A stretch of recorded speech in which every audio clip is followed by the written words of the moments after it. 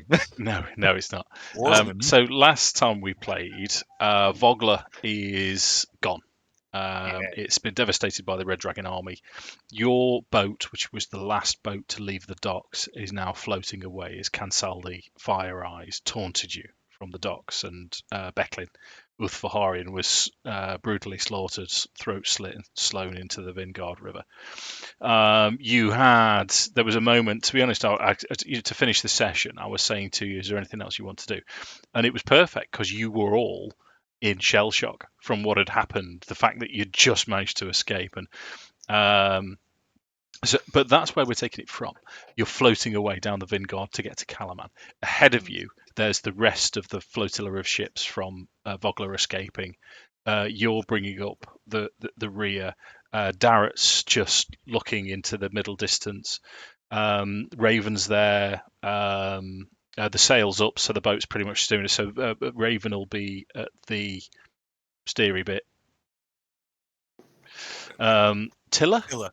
Yeah. Come on. Jayez is with you. Roger and his daughter. And there's a few other villagers, but there's just shell shock, really. Shock from what's happened. It was night time, and you knew that it was going to be dawn, possibly later by the time that you get to Kalaman. So you all settle. Yeah, we just long rested, hadn't we? You had, yeah. We did. So during the long rest, Leggit, as you drift off to sleep, you start to dream, and you're aware of this dream. You know you're in a dream state, and what you perceive in this dream state is something looking for you. And as you are aware of the fact that something's looking for you, you instinctively try and hide. But then you find yourself in this swirling, the astral sea, this swirling purple lights, the image that you've had from your memories and the image that you saw from the deities in the statues that Nordan identified for you. As this thing is looking, and it's looking for you, and it's a presence, you hide so effectively that you lock yourself away. And in your dream, Leggit would be aware that you're never waking up again. Never. This is it. This is the end of days, and you're hiding from this thing that's trying to find you. You have one chance. You become aware of the fact that you can now link your mind to another mind of your fellow party members. You can do this individually, one at a time. However, only one of your party members will have the opportunity to pull you forwards from this dream state. Who do you wish to choose to help you, and who are you going to contact telepathically?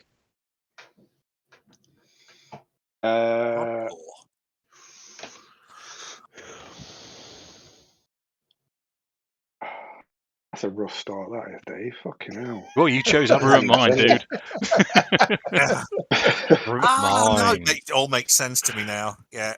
Because you had Sorcerer, didn't you? That makes perfect sense now. Yeah, and we haven't played for 2 weeks, so I've had plenty of time to plot. I'm going to try and connect with Nordan in the other major magical user. I'm going to have a burst or something, chat. Okay, Mark. right, Don't we'll carry pull on that for a face second. Right, Mark game, just before we continue. Well, I've not really thought about it this week. Skin. I'm going to skin something. Skin. Yeah. Sam is skin. I'm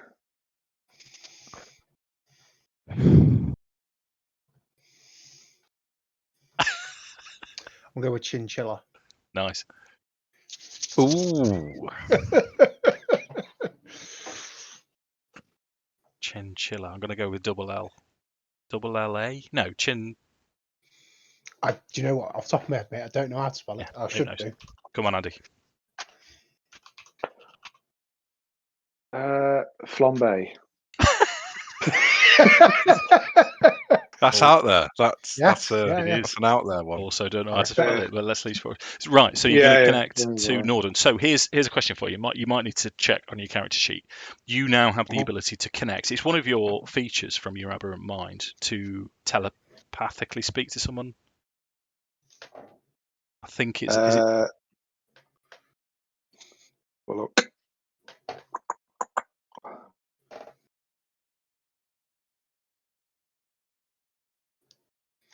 Yes.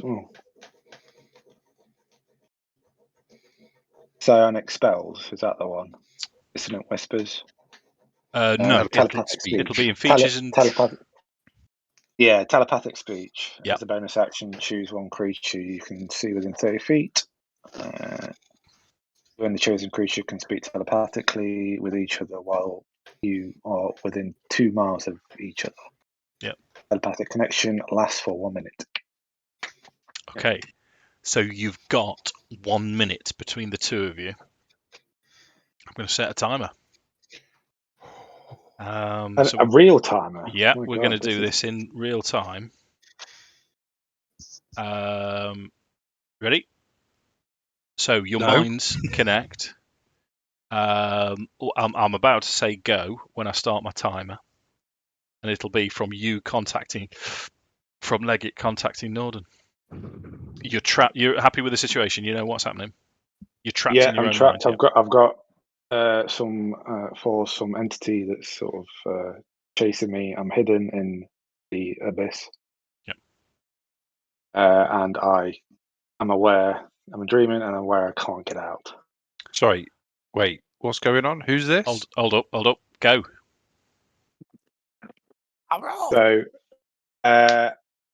Nordan, I'm aware I've been a bit of a dick. Really sorry about that. Really need your help right now, mate. If you could, I know I'm asleep. You can see me probably, but I am trapped. There's something here with me. I don't know what it is, but if I don't get out, I will not wake up ever. Please, please help me. Nordan rushes over to Leggit's body and inspects him on a magical scale. Okay, I'm going to pause it there then while you have a roll. You can have nice one. Are we all awake?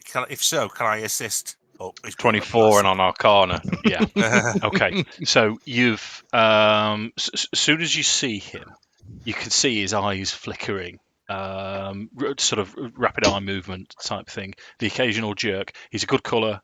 He's not sweating profusely or anything like that. As you look at him, you can see there's a steady pulse in his throat. So physically, he seems fine. But you've received this message as clear as day in your mind. You'd have heard about something similar before, and I mean, you rolled a 19. It's a 24, Sam. A sudden shock should, in theory, assist him. But you're aware of the fact that you can communicate back. Happy?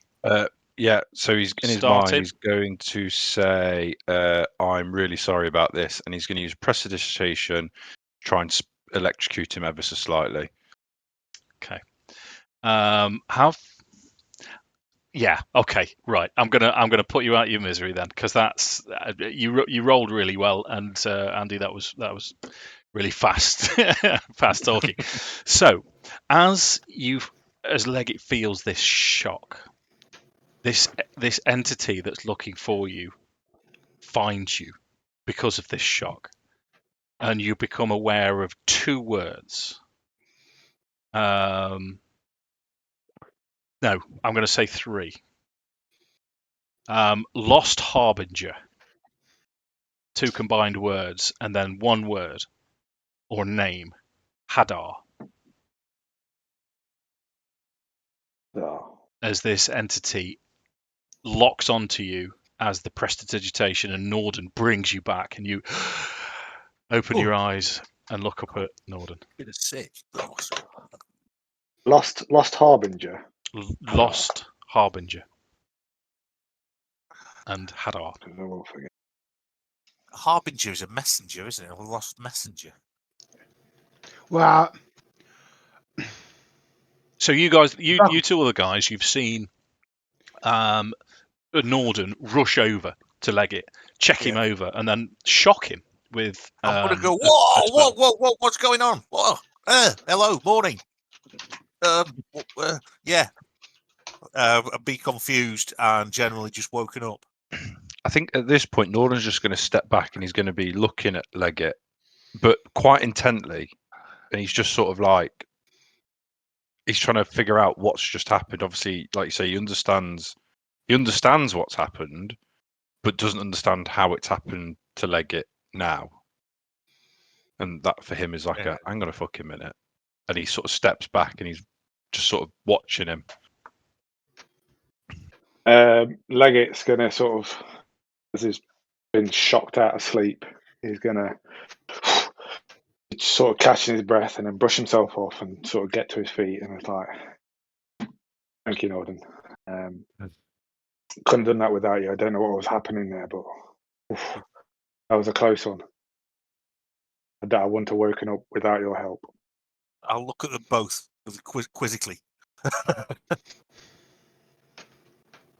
And Nordan will then say, "What did happen from your perspective?"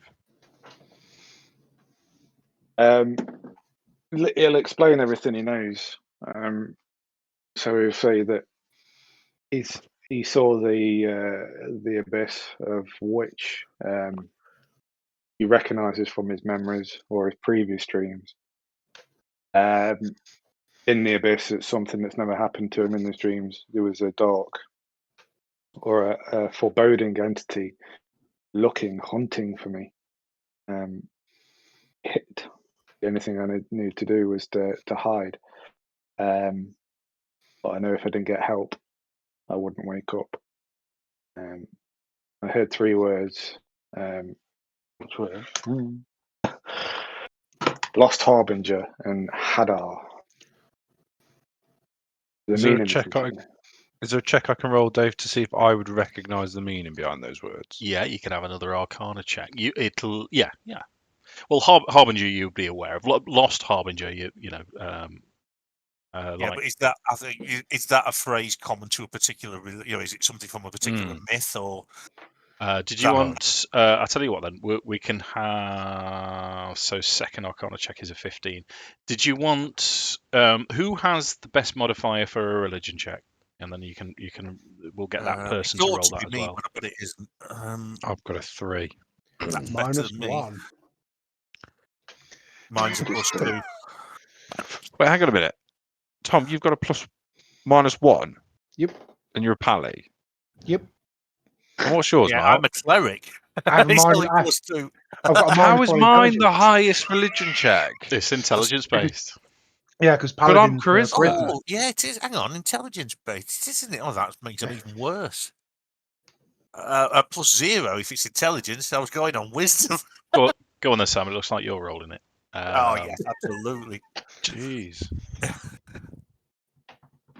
Well, I rolled shit. Yeah. Okay. In terms of the Lost Harbinger, you don't recognise any form. There's no doctrine, no religion that you're aware of that has those 2 words combined with each other. With a 15 for Arcana, you'd be aware of the fact that there are manifestations of power from an entity known as Hadar. Hadar is thought to have originally come from the far realms. He's an aberration, a sort of for metagame purposes, he's sort of a Lovecraftian type entity, and he 15. He has a lot to do with a specific star in the night sky. Not necessarily on Kryn, but you've heard of reference to him being a powerful entity from the far realm. I guess with the fact that I would recognise that about Hadar, I'd be looking at Leggit going, Hadar, how could you? And he'd sort of go to take a step away and he'd look back at Leggit and be like, but what? And he's just walks off and you can hear him sort of trunch to himself like, but how is he? What? This doesn't make what? Hadar? How is he connected? What? He's just sort of like, that's all he's doing. He's just trunching to himself like, this doesn't add up. This doesn't make sense. Cool. Okay, so anything else then, or should we move forward? Go. Okay. If I was my action, I'm still confused, wondering what the fuck's going on. Yeah. I'm going to assume that they'll fill me in and concentrate on being awake. Well, we're going to. I've made a note somewhere. Let me just look it up. Kalaman. Kalaman, aren't we? Kalaman, yeah. And so what he will say, what Nordan will eventually, once he's sort of got over the fact that this has happened to Leggit, he'll say, well, I've got to go and see Wayland, Wyhan in Kalaman. We'll speak to him about this, because this just doesn't add up. This isn't right. This doesn't make sense. We'll go and speak to him. Maybe he can make heads or tails of it. And we've got to go and see whoever's in charge, haven't we, and make a case for the refugees. Yeah. So we'll do one and then the other, unless the fellow that you're talking to is the fellow we need to talk to about the refugees, in which case... No, the chap I need to see is of my order. Right. He's a mage. Well, Can I roll a perception check to see if Nordan's a little bit salty about the fact that I've made a connection with this entity?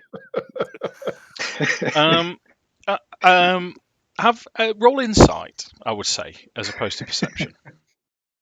Doesn't mean anything. I know. Just some roll. It's 13. 13. Are you wearing your heart on your sleeve, Sam? Or Oh, he's salty as shit about it. Because he is the magic user in this group. At the very least, he was. He was salty about it at the bar. But Brilliant. So let's move forwards to dawn then. So light breaks, or daytime break. You know what I mean. As it starts to get light, you can see two distinct lights in the distance coming from the east, which is where you know Kalaman to be, and someone, possibly Arthas himself, who has residence in Kalaman, would be able to tell you that there are two harbour beacons pre-cataclysm, sort of artificery, yeah, that's on piers in Kalaman. So the walled city of Kalaman rises in the distance, spreading across the southern shore of a wide bay. Ships sail to and from the city's walled harbour, their courses lit by a pair of towering beacons. On the shore ahead, where the Vingard River meets Kalaman Bay, dozens of survivors from Vogler have pulled up their mismatched boats ashore and begun making camp. And it's at this point, as the sun's rising, Raven starts to steer you towards the refugees from Vogler. If you remember, you managed to evacuate everyone. You were hugely successful. And just before you dock, I mean, there's now sort of 380, 390 people sort of massed round. It's chaos. It's no one knows what's happening. You're 2 miles away from Kalaman itself. Just before you dock, Raven turns to all of you and she says, "Gentlemen, I just want to say before we dock, thank you. You have saved my village, our village. I consider you all members of Vogler now. How could I not? You've saved pretty much everyone. However, you know what I've asked you to do. I want you to be representatives of the town.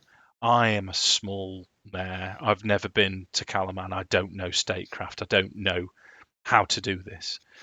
I can look after these people, but we need to make sure they're secure. That's what I'm going to ask you to do." And she points towards Darrett as well and includes you all. Yeah. Yeah. We'll make that as soon as we get there. That's what we'll do. We'll make a case for you.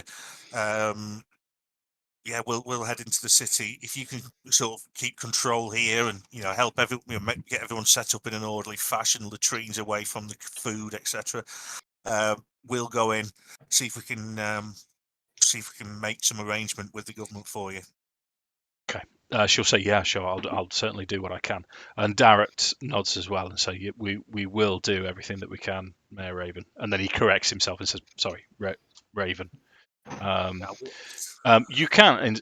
What I've decided to do is give you all inspiration for all of your efforts so far, and the fact that you've saved the whole village.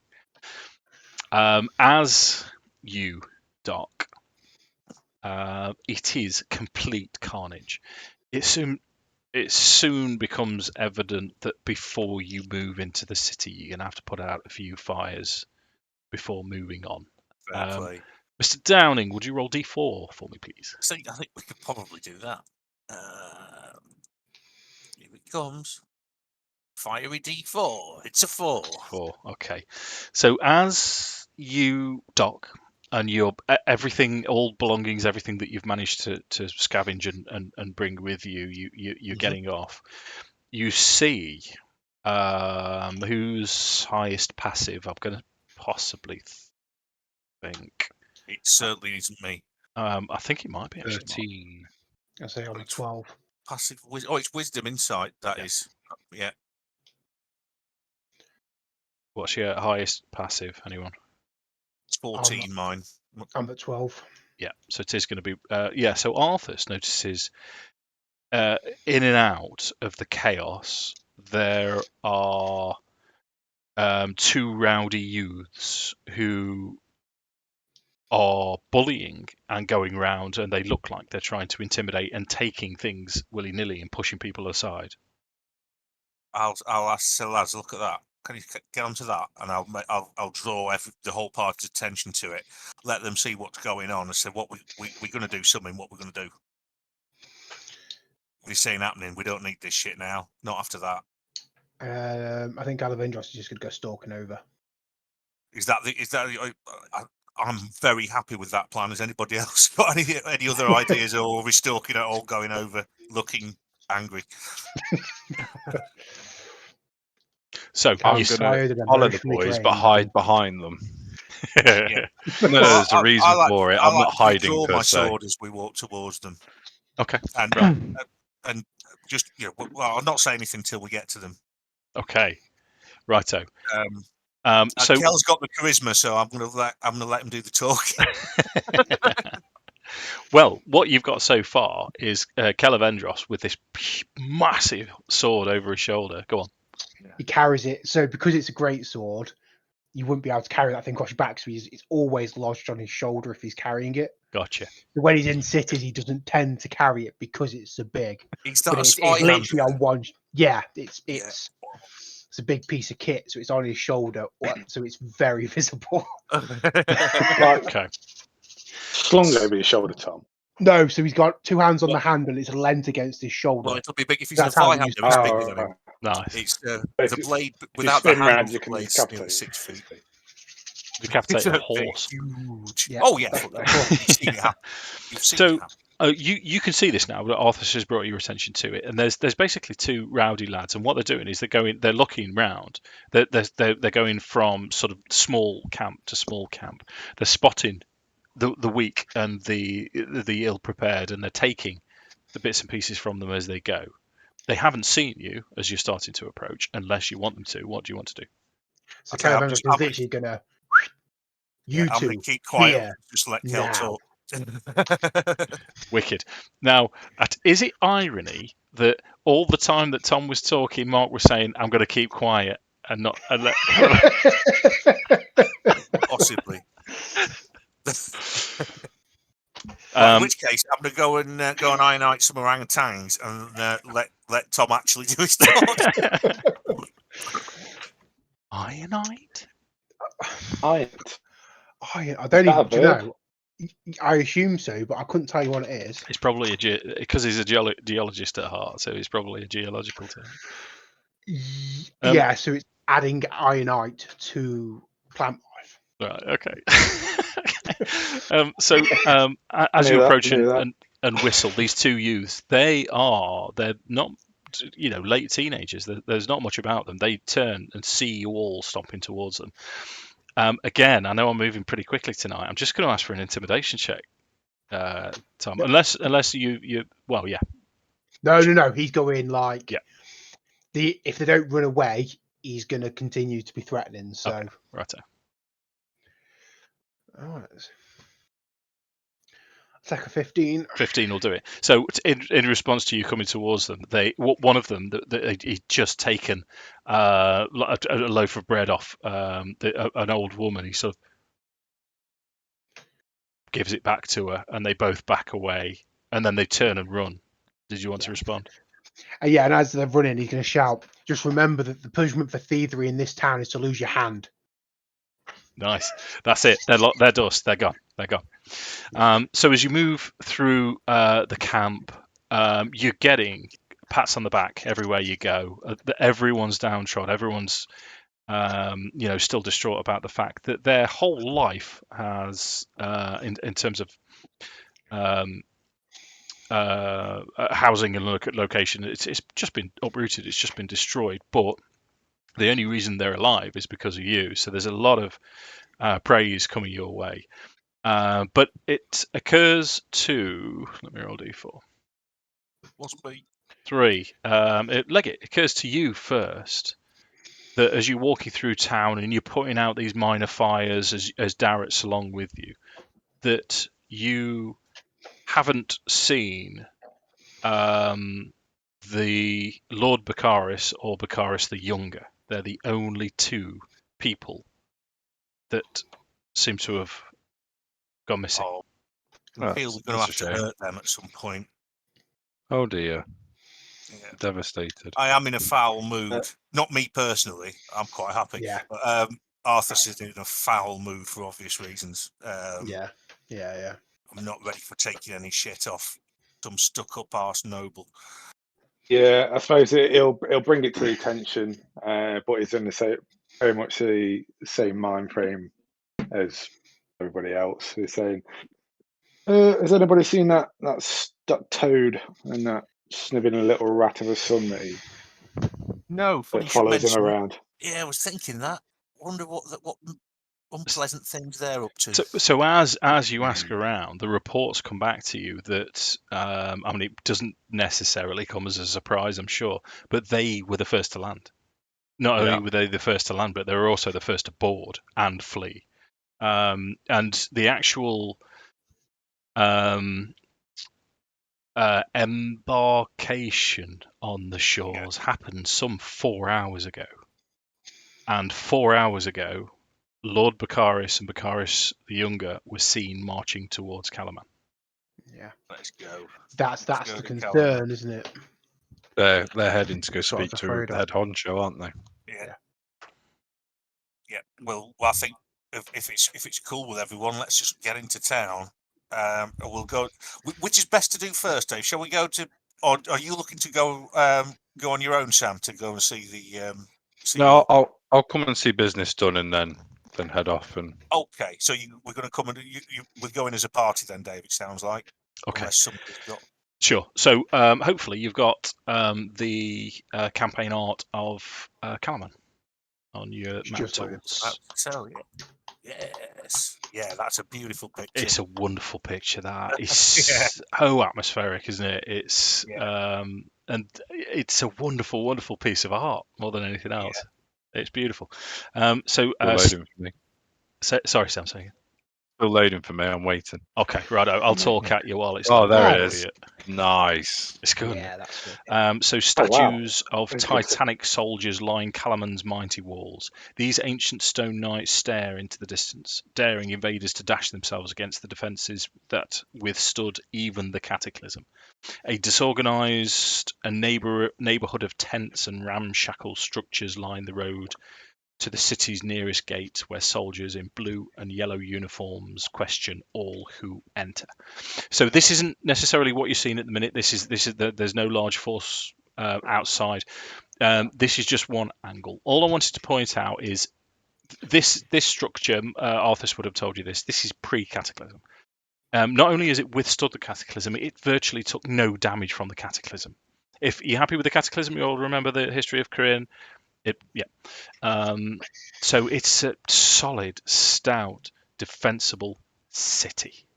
On the brow of the hill is Castle Kalaman. That's where that's the seat of power. That's also where the barracks is. Arthas would be able to fill you in on all of those bits and pieces. Well, that's where we're heading, isn't it? In that case, if that's where the power is, that's where we need to go to speak to Jeff. Cool. So the only other thing I'll do, and this is the full. There's a player's version, or there's this version. So I'm going to give you this version because Arthas would be able to tell you. So Arthas's house is dockside here. He's got a dockside retreat somewhere around there, Mark. We decided, didn't we? Yeah. So it's We've got to be able to crash there without having to spend money, which is cool. Yeah, go on, Andy. Sorry. Sorry to interrupt you. Are we able to put the general map up just so I can see where Kalaman is in relation to where we've been and like our journey? Yeah, absolutely. So as I'm revealing everything to you, you have full access to everything that you've been to. So you see top right-hand corner on your map tools, you've got select map. Yep. If you drop that down and scroll up to the top, you've got cover art and then map. Yeah. So on map, what you've got there is if you faff around a bit, I can. Oh yeah. Got you. Happy? Yeah. We'll cross that and then we're Kalaman. Yeah, that's fine, mate. Thank you. Cool, no problem. So you can like I say, you can come and go now as you please. Now I've enabled these images for you. It stays. So you're to Vogler here. You're approaching via this gate. Yeah. You're aware of two dwarven smiths, brother and sister, that operate their hammer strike forges. Wine's apothecary, Nordan. Arthas would be able to, or at least they'd be able to point it out. There's Castle Kalaman. City Market, the Steady Beacon is a decent inn. Wanderer's Rest is a tavern. You've got Mulara's Oddities is some place that you can pick knickknacks up. And that's the whole of... What about Cheesy Puffs? Cheesy Puffs you're likely to get from the Oddities. Knickknacks. There might be Monster Munch, hopefully, as well. I think I'd take a giant what's it, mate.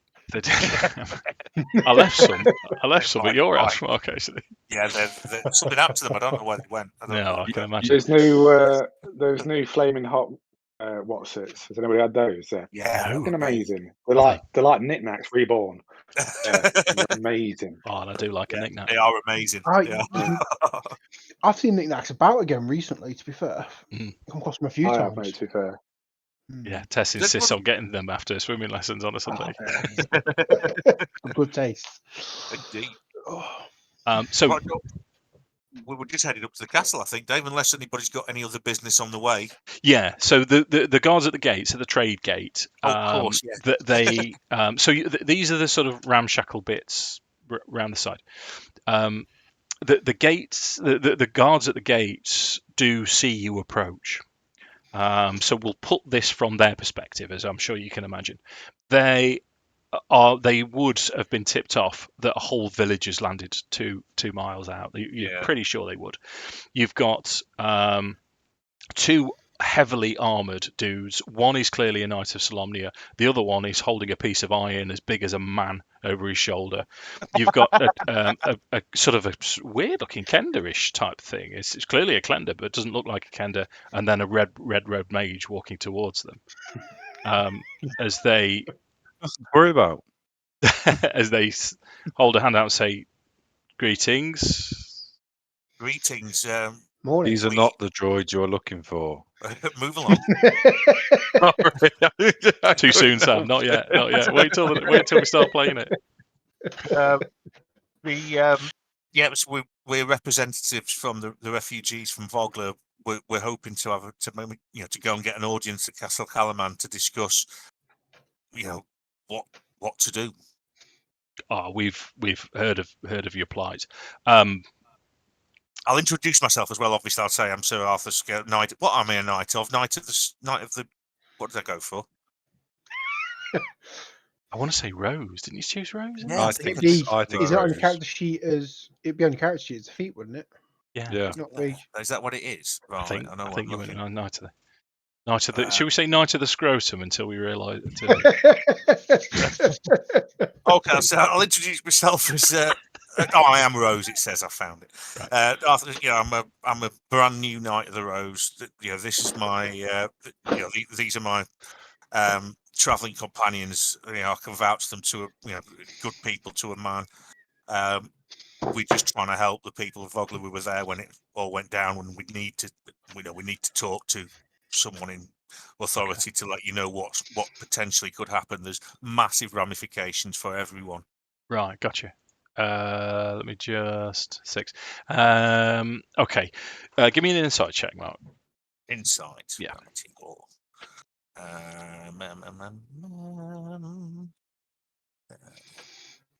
Here we are. 16 is pretty high. So at this is something that we've been over this before, but since you've been in Vogler, not so much. At the mention of a Knight of Solamnia, you've proudly presented yourself as a Knight of Solamnia, and you see across the guards' faces that there's a look between the two of them as you mentioned Knight of Solamnia. You think to yourself, oh right, okay, this isn't a city that hosts Knights of Solamnia. And your reputation, but regardless, they will say to you. I thought one of them was a knight. That's why I said it. One of them No, dressed as a knight. that was from their perspective, not from ours. Oh, So that was what they saw from their perspective, not our perspective. So they saw a knight. Yeah, sorry, I Dude completely with a piece misheard of that. steel, a I think one of Kender them and a- was just stood there. It's looking all right. nailed. It's all right. No. Got you, Dave. Yeah, Got you. no. It's fine because we can still go with it. So regardless, they pick up the fact that you are a Knight of Solamnia, and there's an elf, there's a Kender, and a half elf, and there's the sort of, oh, here we go. It's that they're not our type, but they will say to you, we've heard of your plight. You have our condolences for your losses, and we understand. Go straight in. If you're after Governor Miat, head straight to the castle and ask the guards to let you in. I'm sure they can do something about that, and they'd let you straight past. And you go. So you continue forwards. It's a busy city. It's not as cosmopolitan as you would imagine. We know what's happening in Kryn these days. It is virtually all humans in this city. There's the occasional hill dwarf. Very rarely is this a half elf, maybe certainly no full elves. There's the occasional Kender as well. If diversity is our strength, then we need to sort that out. So as you approach, I'm going to burp. So, I didn't know there was a place called that. That's quite comedy. Yeah, it's you're best off avoiding it. It's especially if the person's had cheesy Wotsits before. As well. It smells a bit bilious around now. I've been told. Yeah. Point of order, though, just before we entered the city, Kel would have dropped his hair down to cover his ears.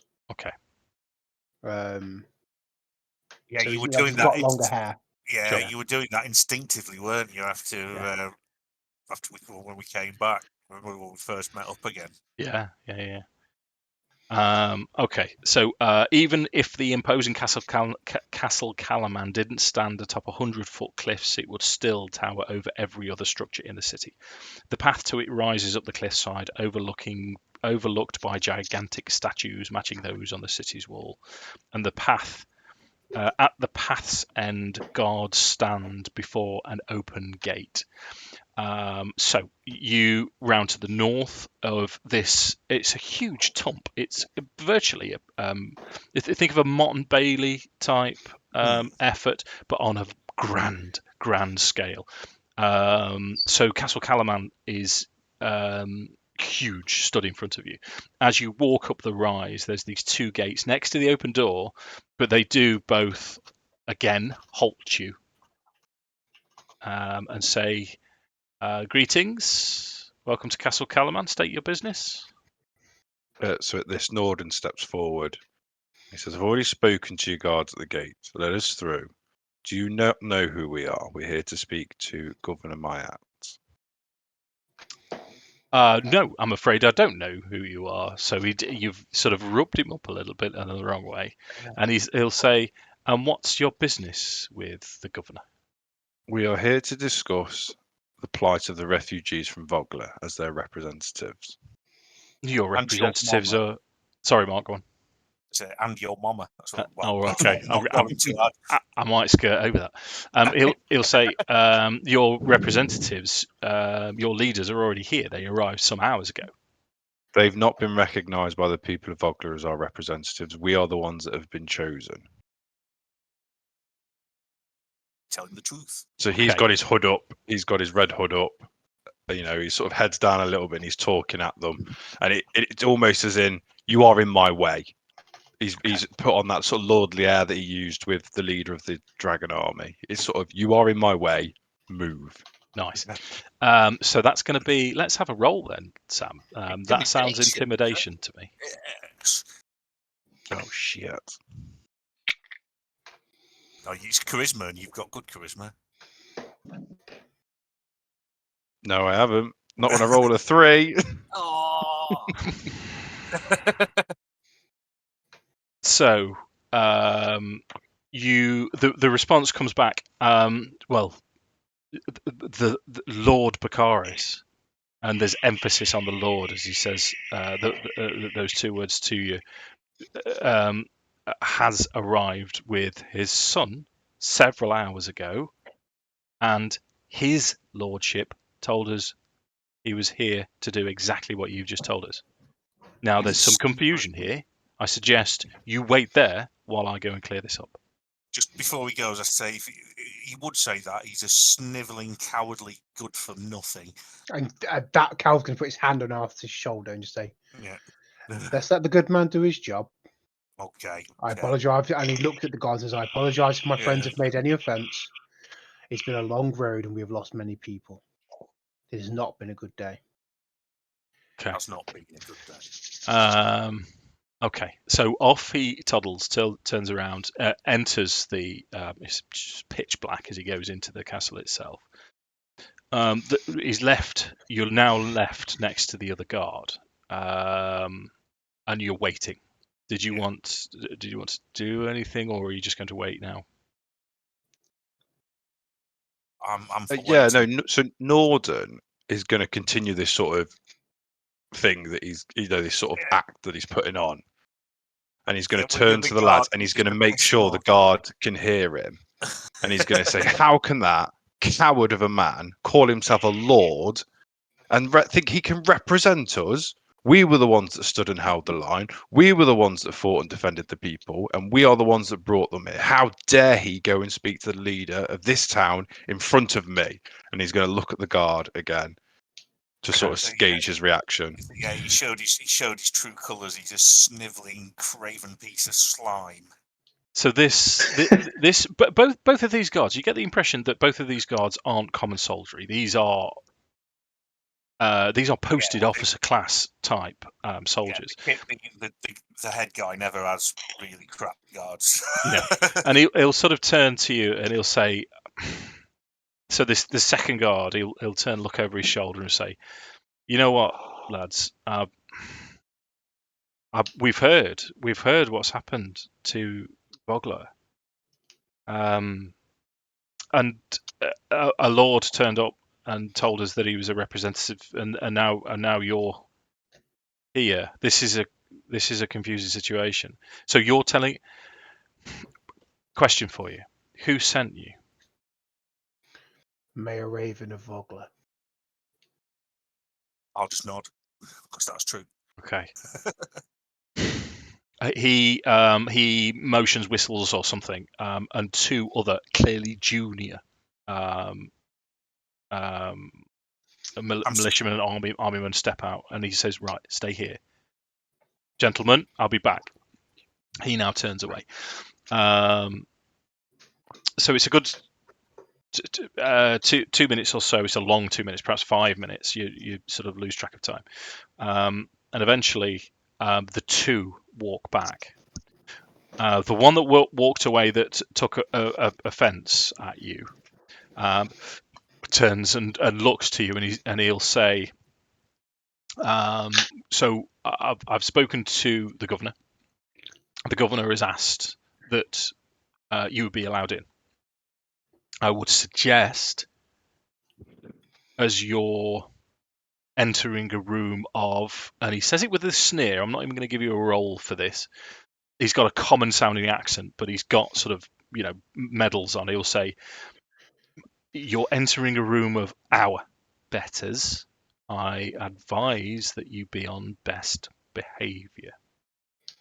You understand? I assume And it'll be Nordan asking for our doesn't. weapons. Nordan doesn't look at him. He just goes, "Good," and walks past him. And the other one, the second one, sort of claps claps Arthas on the back as you walk past. Sort of, good luck, chaps. I'll thank him. Thanks, dude. So as you cross Castle Kalaman's paved courtyard, a familiar figure intercepts you with an arrogant smile. It's Bakaris the Younger. "My father has matters well in hand," he'll say to you. "We'll be sure to send for you and the rest of the fisher folk once we've determined what's best for you all. Be on your way." And at that, Nordan puts his finger on his chest. At the end of his finger begins to glow as he uses prestidigitation, and he just goes, "Move, boy, or I will curse you and your family for the rest of your existence." Intimidation. Oh, come on, you got to give him a plus for that. That's a quality move. 15. Yeah, you can roll it again for advantage, actually, Sam. Mark convinced me. 15 was the better score. 15. Okay, 15 is good enough for Bakaris the Younger to falter, and he He's a coward. he looks down at his finger, looks back at you, and he'll sort of back away. And as he's muttering to himself, he says, "How can this be? Commoners." And he's backing away now, ever slowly, leaving the entrance to where you need to go open. Well, just when he says the commoner comment, Nordan will say to him, "I am of the Colnesti elves. Do not refer to me as a commoner." And then he just carries on like he wasn't even in front of him. He just walks off again. The only person worse to say that to would be a Silver elf. I would like to think probably maybe at some point in a similar situation, the boys are just used to this. They're just like, "Oh, just fucking let him do it." No, we would. I think we'd instinctively know that you're just fucking with him because he's a tit. So we're quite happy for you to go ahead and carry on. So the guards that are now next to the audience chamber have heard this, and there's a smirk on their lips as you guys walk forward, and they just motion you straight through. In you go. So the actual council meeting chamber. 8 serious-looking people sit around a broad table in the middle of a spacious hall. This thing, I don't know if any of you probably not Leggit, probably not Kelevendros, but Arthas and Nordan may have at some point been in a chamber like this. You know, when a room is just so vast that it's hard to imagine why it's there in the first place, and it's absolutely huge and ornate and well maintained and well kept. Yeah, I'll say Leggit has never been in a place quite like that. It's quite dumbstruck and quite in awe of it. It's just staring up at the ceiling. I'll just say to you, I'll see Leggit look around, go, hey, no, not in here. Yeah, I think Kelevendros is going to sneak his arm around Leggit's shoulder and just pull him a little closer. So, and because Darrett's with you as well, and as he's marching forward, Darrett will say under his breath, he'll say, "So remember, we need the help of Kalaman for the villagers. We need to make sure they're secure and safe. That is our main task, chaps. I know you understand." So I think probably the best person to do the talking is either Nordan or Kel for the higher charisma, and the fact I'm obviously a knight isn't going to help. So the fact that they're obviously not might be better. Right. So, I'm going to go and salivate on some salami. So I shall be back. Okay. So 8 serious-looking people sit around a broad table. Let it go in the middle of a spacious hall. I'm not letting that one go. Oh god! Salivate on salami. Yeah, we've had neither Some of those people are before. Into that. Yeah, I tell you, magic item. At the table's end, a tall man with plaited blonde hair and a velvet vest of blue and gold stands to greet you. Welcome, guests. I'm Governor Kalof Miat. Your leader has briefed us on the situation in Vogler, his bold defence and his eagerness to strike back against these invaders.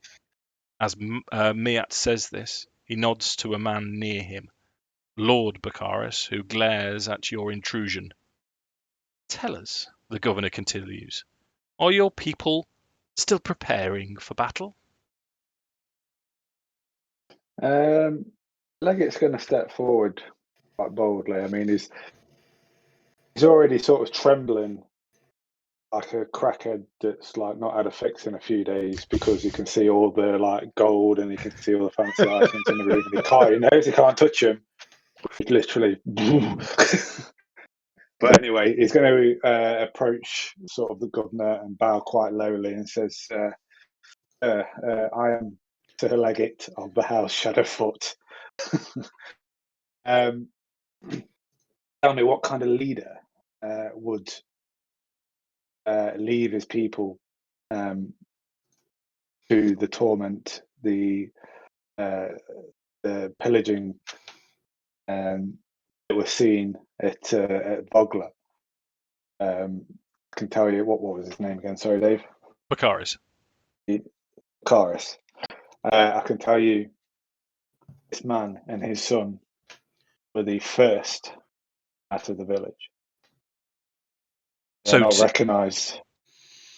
They're not recognised by the Vogler as leaders. We now represent them. Yeah, they also tried to sell out the village to the Dragon Army. That's my one and only contribution to this conversation. So to this, because obviously I've given you a picture of Lord Baccharis now. He's very blustery, and he's sort of sat talking to the leaders, and he'll say, "Preposterous! These commoners, they started the whole.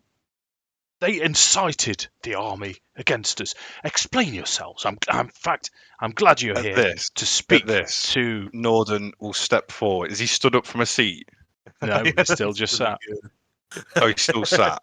He can be stood up if you want. You want him stood up? Yes, please. Yeah, sure. So at this, Nordan will step forward and he'll cast Gust and push him back into the seat.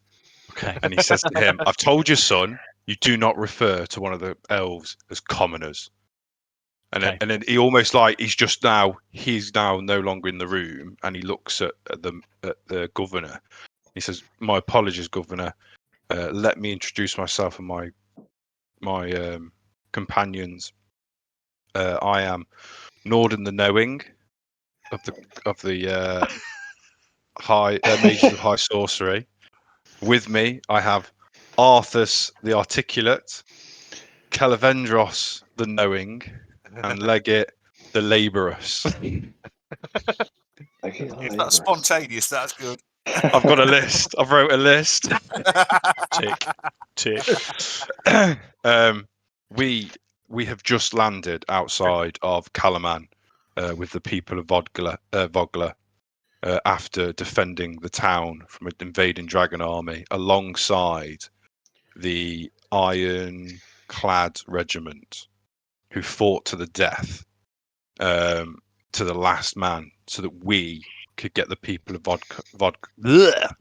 Vogler. I keep trying to say vodka. Yeah, I was going to say, can we just call it vodka? Away to safety. Lord Bakaris over there did nothing to contribute to the effort unless we kept an eye on him. He has done nothing for his people and therefore does not represent his people's best interests. We defended the town until everyone had left. We have come straight from the battlefield to yourself because we need to speak on behalf of the people to find them safe lodgings. The dragon army told us their next target is your city. We need to get our people inside and we need to defend it. Okay. So what I'm going to do, I'm going to intersperse that. That was great, Sam. Well done. It was great. Yeah. I'm going to intersperse that, and Andy as well. Intersperse that with Bakaris doing well. And then Governor Miat is, you can tell that he's trying to mediate and he's trying to get the story across. So we're going to have a bit of a rollies.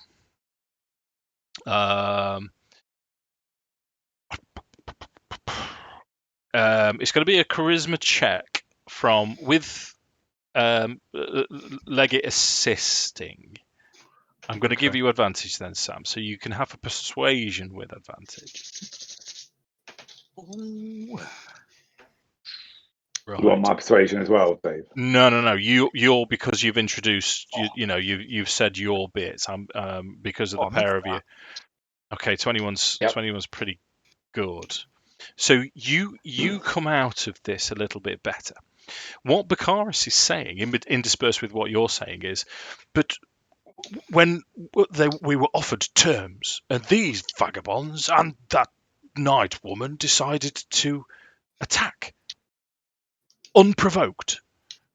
We didn't attack. We defended. Liar. We defended the town. No one stepped outside of that town. What about on the hill? They were on people. the hill and they were offering us terms, and you attacked. False. They were meant death for the people. We had to buy time for our people to escape. You didn't know And that. he's flat. He's like, it's a proper, like, from the governor's perspective, it's like he's getting one of his soldiers giving him a report. There is no emotion to what Nordan's saying. It is purely, I am telling you the facts of the case, and these are the facts. Yeah. There's no. Okay.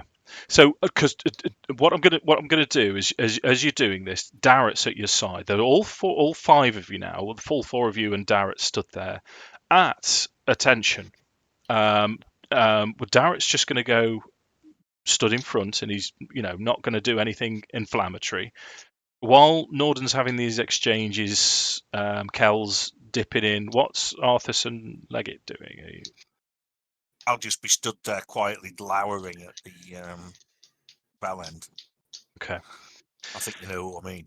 So you anything else? Anything else to add to the? It would probably throw in that the mayor had asked us to represent her and the people in the negotiations. Yeah. Okay. So they asked us, as we defended the town, and because I've got property in Kalaman, or my family does, I do. And he'd probably at some point say as well, is like, what do we have to gain by lying to you? Nice. So all the way through this, there's the bluster from Bakaris, and Bakaris is saying, "Well, I've petitioned the council to lead the offensive. The good men and women of Vogler are ready to fight and retake our land." We don't have the numbers. We don't have the soldiers. They're not even a militia. We didn't even get the chance to train them. That was one of our tasks. Yeah, the militia, if you remember, to the Lord, this is are all dead, which is why we are not. You remember that? Bizarrely enough, he wouldn't have been around long enough to know Well, that. I'm still not going to give him any slack fair for enough. it, even though I'm out of order. There were a fair amount of the militia still escaped. You Yeah. did manage to get out. So at this point, Governor Miat frowns, and he'll say, "This is all dire news. My heart goes out to your friends and families, but I hope you can understand our reticence in welcoming you in through our city gates. These aren't normal times." And he turns to his left and he'll say, "Marshal," and he gestures for the marshal. So the governor gestures to a stern woman wearing armor embellished with the blue and gold colors of Kalaman. She nods and begins, "I am Marshal Vendry, commander of Kalaman's military forces. I'm afraid your situation is far from unique. We have heard of outlying villages destroyed, utterly destroyed. We have sent scouts, whole battalions of scouting men who have never returned. When investigating these scouts, we've found bodies torn apart, claw marks, unusual marks, not the usual mercenaries or ogre raiders. Tell us, gentlemen, what exactly is out there?" You aren't fighting men. Right, I've what I probably wanted been. to do. Oh, I've sorry, probably Dan. lived in Kryn longer than any single person in this room, because being an elf, I'm about 100 years old, and I have never seen anything of its ilk before. I would These ask. are monsters of a bygone era that we only talk about in children's stories. I tell you now, Marshal, you've seen the evidence. They are real, and they are coming for your city. And out there, I have 400 people who want vengeance. That is 400 swords on your city walls. Nice. Go on, Mark. I was going to say, I asked Nordan if he could use his prestidigitation to do to create a temporary picture of a draconian, because they haven't seen them, have they? They're just taking our word. We're hoping they're taking our word for it. That? You can create a. What I think you can. I think you can. I think you're right, because I was thinking about something else about it. I think it's got to be a 2-dimensional image, and it doesn't last for very long, but it doesn't need to. You just say, well, this is what we saw. Ask Nordan if he'll do it, like a little R2D2. Minor illusion would be better if any. I don't suppose anyone has minor illusion. I do. Oh, well, there you go. That's even better. He could probably do it. Pour a little bit more salt into that wound. Yeah. Can I cast a form in the shape of a person or a humanoid, or I thought it was just small objects that I could do? No. Okay, cool. Stand back, Nordan. He does that. He cracks his knuckles. He waggles his fingers. Watch this. That's my illusion. Nice. So what illusion are you going to create? I am going to cast an illusion of a draconian. Okay. Right. Soldier. Yeah. As mentioned, this is the way.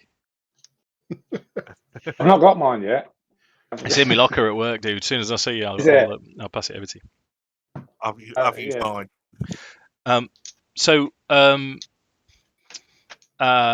There's shocks from all around. I mean, the 8 people that are there. Governor Miat. Now you've introduced and met. There's Marshal Vendry. And then there's Arthas would be able to tell you this. Darrett would probably know as well. There's sort of the rest are sort of wealthy merchants that make up this council, and there's gasps of what is this? What is that? As Leggit summons this image, and we've never seen anything. And the fact that because you with your minor illusion, you can make it quite detailed, and there's clearly an emblem. And at this point, Vendry will say, have you discovered anything about who are they? Who do they fight for? What's the emblem? We do know, don't we? Yeah, We were told. yeah. It was the emblem of Takesis, the Dark Queen. I was going to say Tiamat, but it's not. It's Darkesis. It is. That's just another name for her. I think they're both valid. But yeah, the chromatic dragon. Okay, so there's to this. There's sort of because obviously old gods, Return of the Old Gods. It's Yeah. I think what we'll have a roll just to see how successful you are at this, but we can stage it again. It's going to be a flat. No, it's going to be a roll with advantage, and you can choose who you want to do this. So Leggit is probably going to be someone that's charisma based. Who has the best persuasion? I'm I have probably a +7. Yeah. I've got a +5, but situationally I can add plus. It's gone. Where are you? No, that's Rebuke the Violent. Emissary of Peace. I can add an additional +5 as well with Emissary of Peace. Wow. I make can that add an +1. E4 to anyone's to whoever it is as roll. Okay. It's not going to be me. So let me try and frame this for you then, and try not to too heavily influence them, which I might fail miserably. The way it's going, it's sort of swinging in your favour. The bluster has been knocked. The wind has been knocked out of Bakaris's sails. He's still blustering. He's holding on to the fact that you did start the engagement against the Red Dragon army. You need these people to recognise you as the official emissaries. You need to get support to help the people from Fogbler. You've now announced and given them an image of Takesis, the Queen of Darkness, one of the old gods that for the past 351 years has forsaken Kryn and disappeared. Is there anything else you want to add or do? I will. I'll say when they recognise the symbol of Takesis, I'll just say, and you may have noticed the constellation has disappeared, as well as the constellation from Paladin. Says there is a reason for this, and then I'll just turn to the captain of the guard, lady who we've been talking to, and I'll just go down and cast commander to fall on the floor, face down. Okay. So she gets a save against that, doesn't she? Let me see what it actually does. Go big or go home. Go big or go home. Speak one more creature I can see. Wisdom saving throw. Okay, dude. 1 second.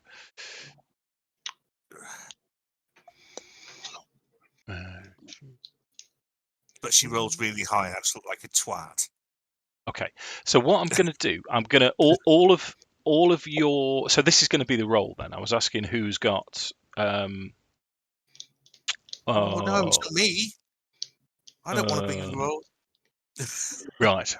Okay. Well, so can we say what I'm trying to do may aid or not aid the person who's making the roll? Well, yeah, that's fine. What's the DC, Mark? DC. Oh God, 12. 12, and this is against being charmed. Is it? I don't know. Hang on, bear with me. I haven't got around. Attack save. Casting time. No. Spell slot level. No, it's an enchantment. Okay, no, you're lucky because she's rolled a 9. Yeah, so she drops, and again there's a gasp around the room. I'll say I'll put my hand down and get and help her up. I'm sorry about that. I just needed to, show what I've discovered I can do. I can do other things, and so can my friends. It's beggars belief. I know this takes a lot in, but I mean, I'll let my best friend Kel, go through the full story with you, because he's got his own abilities of this ilk, and he's better at talking than me, and I shall pass it on. Well, I was so going to say, think would you then step in with the Tarkesis stuff and then do the persuasion check if you've got the +10? yeah. So Cal's kind of going to try and take over at this point. So Yeah, I don't want to be the roller with my +9. So I think at this point, Cal does step forward and he says, Lord Bakaris is right. We did indeed initiate the hostilities with the Dragon Army, but only because their intentions were false. They had no intention of letting the villagers live. They were going to slaughter them to a man. And thus we needed to buy time and took the offensive. I will not discuss the actions of Lord Bakaris and his son, because frankly they are irrelevant to this situation now.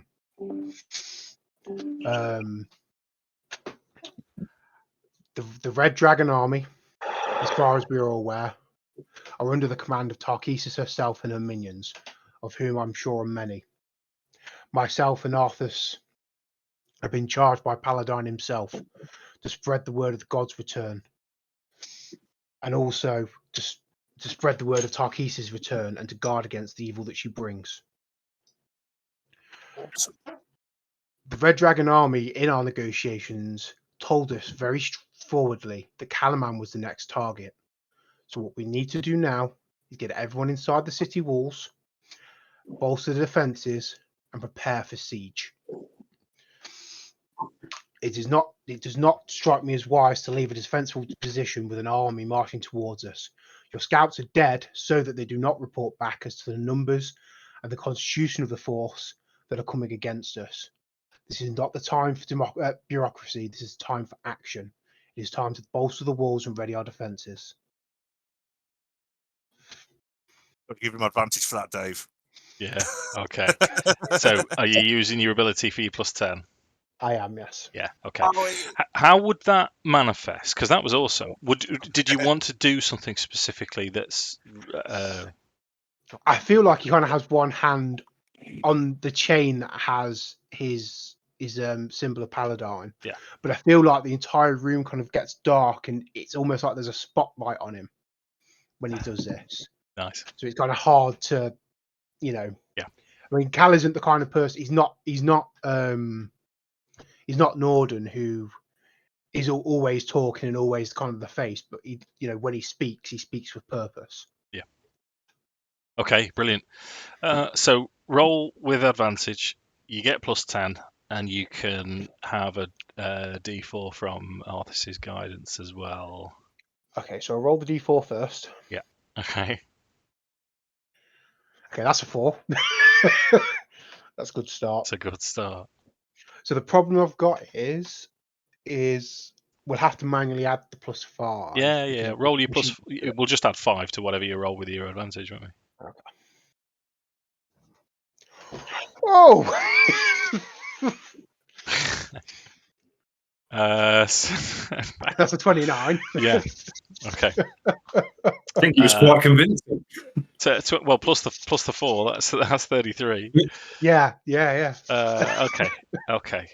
So there's to this. Marshal Vendry, Arthas gets her back onto her feet as you're talking. Vendry looks at Arthas and then over to. It's all eyes on Kelevendros as you say your bit. As you finish and the room comes back to normal, it's not that everything has gone. It's just everyone's focused in on you.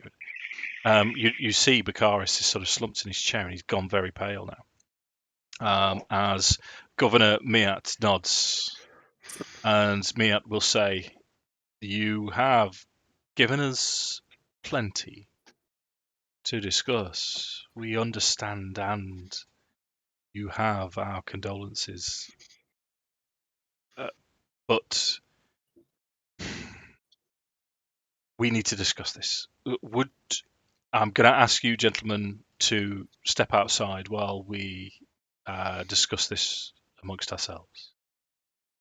Of course. I'll whatever whatever etiquette requires to leave and leave.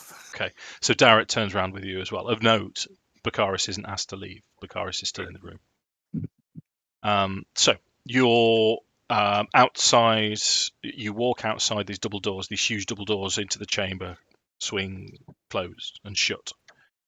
You're left now. You're in an antechamber. You're just there by yourselves. Do you want to do anything? I have a question, Dave. Yeah. Was Bakaris armed? Did he have a sword on him? Yeah. He did. Okay. Yeah. There's arms and armor. But most people carry. Well, they never took it off us either, did they? So we've still got ours. No. I think Tom intends to call him out. You know what he's talking about? So, and by the way, Tom, it's not that I'm outspoken. I'm annoying. But Kelevendros is the epitome of courtesy, Sam. He wouldn't say that. Anything you want to do then? Or are you just waiting to see what happens? I'm waiting nervously. Nordan's chuntering to himself about how bad would it be viewed if he killed the two Bacarises because he's fed up of them already. I know he doesn't mean murder, so I'm gonna have a little sly smile at that. Yeah, it's probably like, even though I really wouldn't, it would be funny. You did, Andy. You had a look of you wanted Leggit to do something a minute ago, and now the situation. The moment's gone, mate. Oh, that was my fault. Sorry. No, it might arise again. See how it goes. Yeah, don't worry about it, mate. It's fine. Okay, right. So, you're waiting 5 minutes, nothing happens. 10 minutes, nothing happens. And it goes, unless you wanted to do something in the meantime, 20 minutes, nothing happens. Half an hour. When the chamber doors open, most of the council members that were in there file past you without a glance. Marshal Vendry beckons to you from the door, while inside Governor Miat and Lord Bakaris remain seated. Governor Miat gestures to you. Gentlemen, please be seated. Oh. As you take seats, Darrett sits down with you. In a decisive tone, Governor Miat says, the citizens of Kalaman are prepared to offer your people shelter in the neighbourhood outside the city walls. The protection of our soldiers and, while we can spare it, food from our tables. He folds his hand. Folds his hands and fixes his eyes on you. There is a condition, though. And he motions towards. He continues, and he'll say, "Our fellow representatives of the council need information. We can give. We saw that. What sort of numbers you're looking at? What they're composed of? We can tell you this. Yeah, I'm sure you wouldn't be interrupting the governor as he's talking, Mark. Yeah. No, I probably would. And he said, as Kelevendros tells you, as he'll say, as we mentioned before, every time we've sent out scouts, they've died. What you have achieved is miraculous. And when he says you, he encompasses Lord Bakaris as well as you guys. He's putting you in the same pot. Mm-hmm. The fact, regardless of how it happened, your whole village survived because of you all. So it comes to, we need your help and you need our help. We'll do whatever we can. What I suggest is return to your villagers. Tell them what we've decreed. They will be safe. If there is an invasion, we will be able to pull them back behind the walls. But for now, they will have shelter. They will have food and our protection outside the city. As I say, we want something in return. We would like you to swear fealty to Kalaman and operate as a special force for us. Would this be agreeable? It is to me.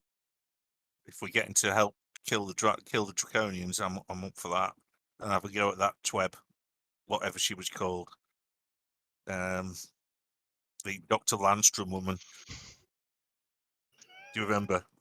The one who killed. Oh, I don't think we know her name. Can Sandy do. Fire Eyes? Yeah, she looked like. She sounds exactly like Professor Lamstrom from that episode of Red Dwarf where Rimmer gets the holovirus.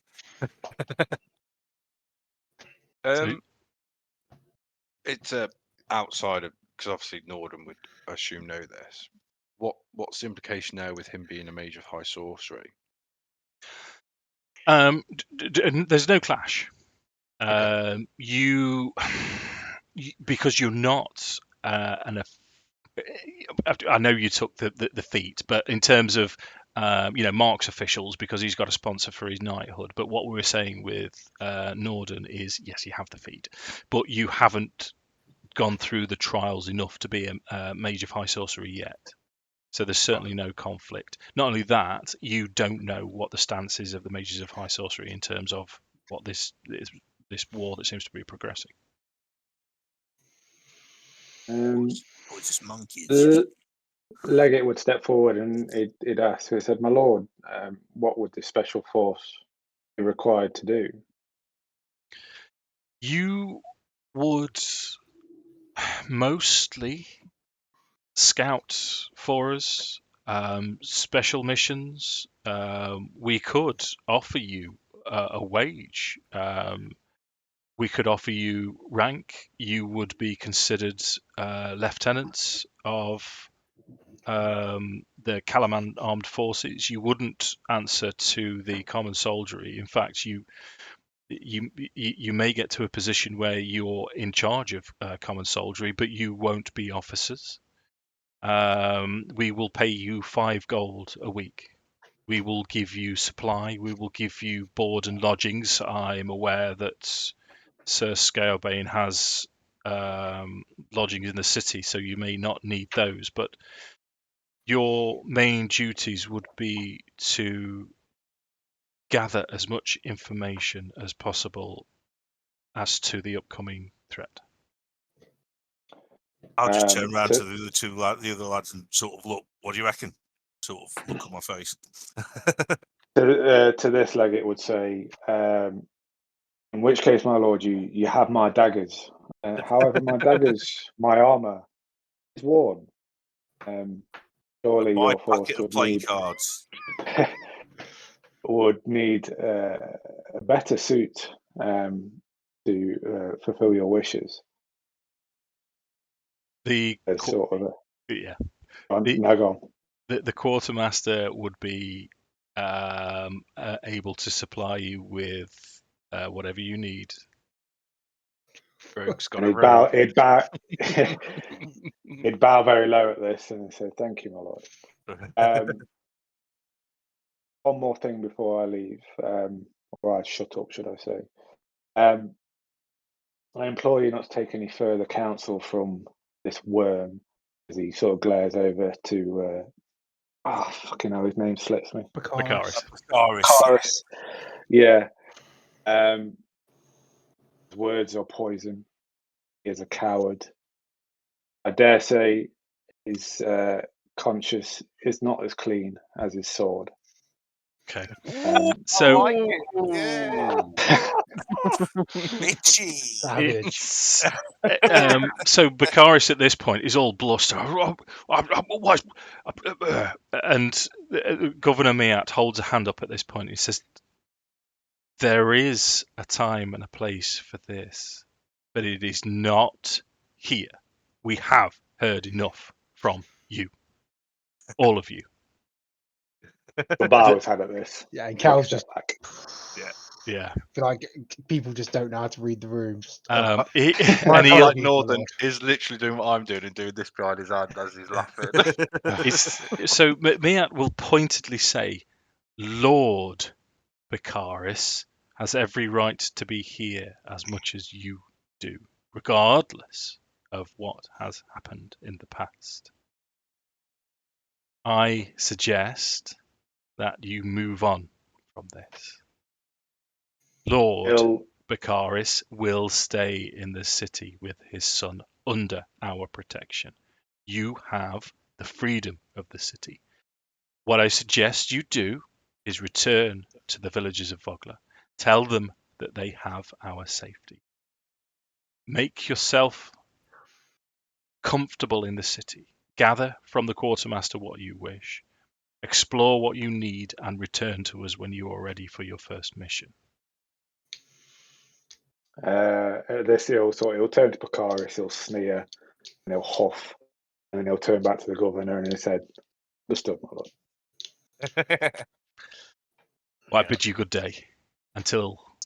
And he motions towards Vendry and you say, when you're ready to return, you don't need to rush. You know you've been through a lot. Return to Marshal Vendry.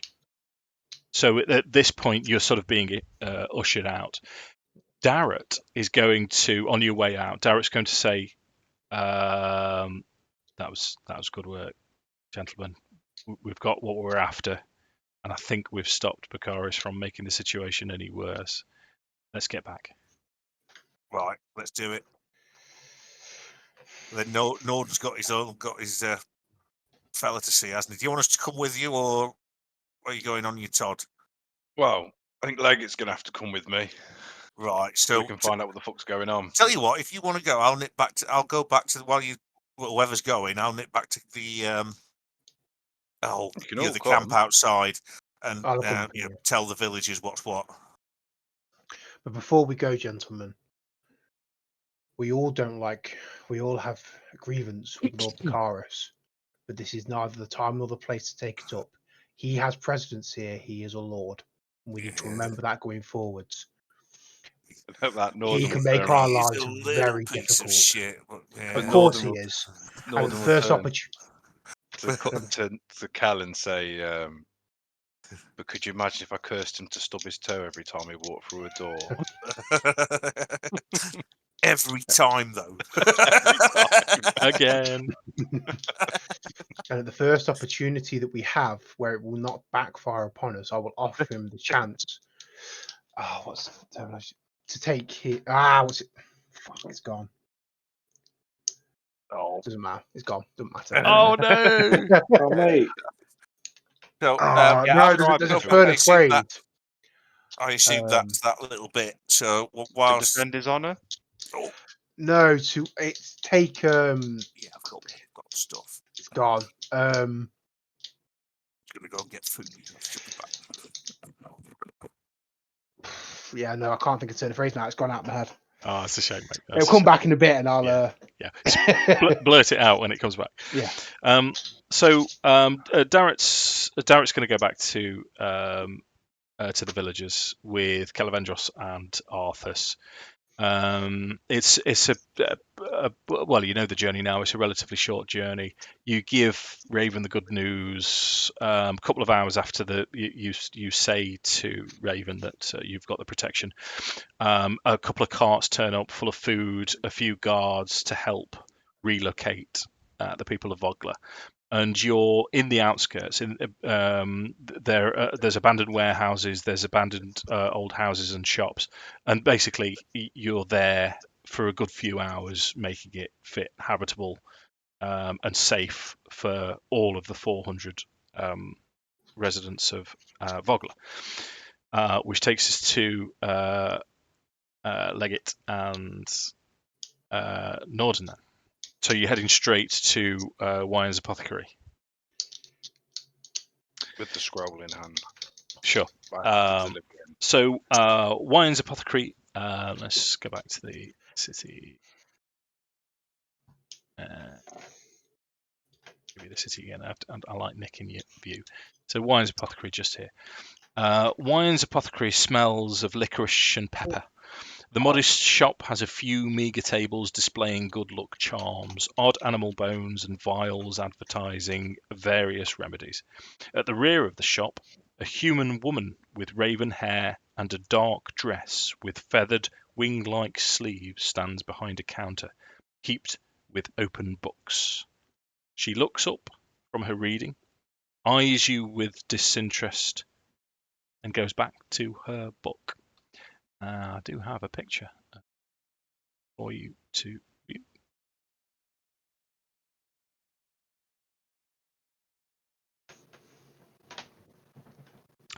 So you would, as this woman, she's sort of reading a book, looks up with disdain, and then back at the book as she continues to read. It's a very ornate, stylized black robe she's wearing. How do you wish to proceed? Nordan will walk up to the desk and say, I'm under orders to seek out Lion. I am Nordan, the never failing, and with me is Leggit, the lyrical. She'll place the scroll quite reverently on the desk, but in front of him, not over towards her, but in front of him. in front of Myself. Leggit. No, in front of Nordan. In front of Nordan, right? Okay. So she'll look up, and she'll say, "You vouch for the Kender, do you?" He'll look at Leggit, look at him and go, oh, I guess so. He'll slam his hand on the table and say, I vouch for myself, sir. And give him... Just to reiterate, this is a woman that you're speaking to. This isn't a dude. So she'll say, interesting.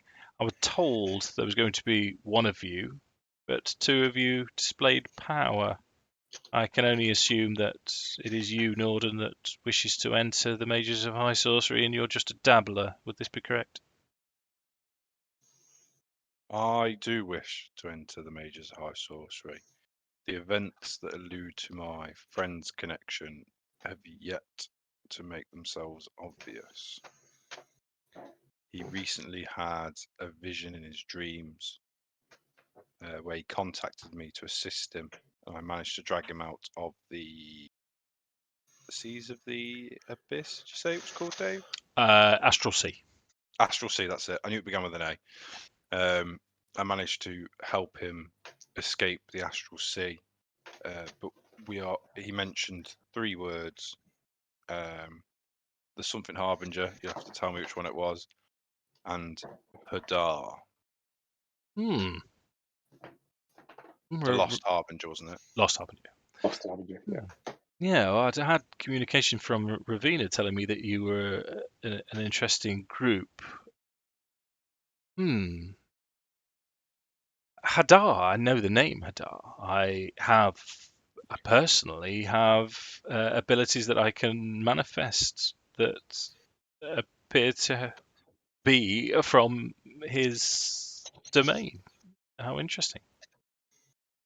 And the Astral Sea, you say? Intriguing. I'm not entirely sure where the Lost Harbinger, messenger, lost. Doesn't ringing in any bells with me.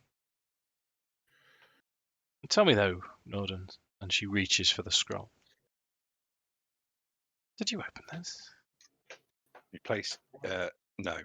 It has remained sealed upon my person since I was handed it at the barb. Oh, interesting. See you wear the red robes for now. This, you see yourself fitting? My current understanding of the order, yes. So questions for you then. Standard questions for junior sorcerers such as yourself. Why do you think you're worthy of these powers? I don't. They were a gift that I discovered.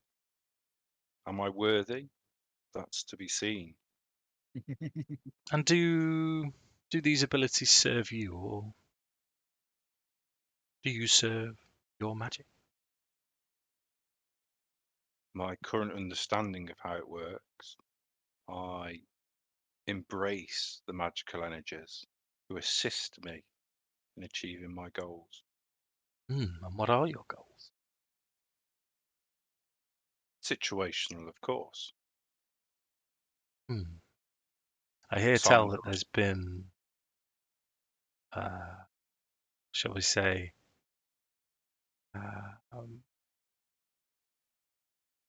aggressive actions against you recently. I embrace the magical energies of Corinne to assist me in defending the people of Vogler and ensuring their escape to the safety of Kalaman.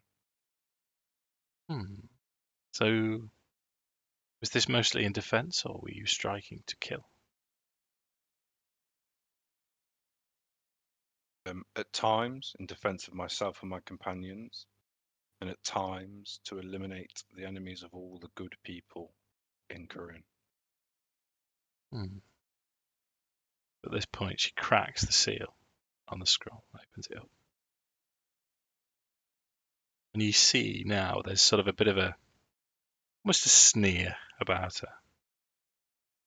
And she'll say to you, not sure if, from what you're saying and from what I've heard, I'm wondering if it'd be more akin to wearing the white robe. How disappointing. Regardless, I'm happy to sponsor you further on your next step towards the Mages of High Sorcery. I shall, on your behalf, contact Harsalian at the Tower of High Sorcery in Wayreth. If and when I hear back from the leader of our order, I will let you know. I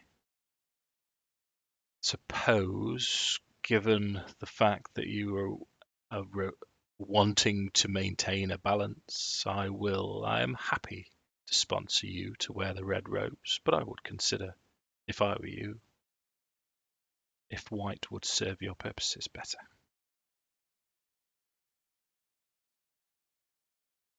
Now, is there anything else I could do for you, gentlemen? So you can see this is a full apothecary shop.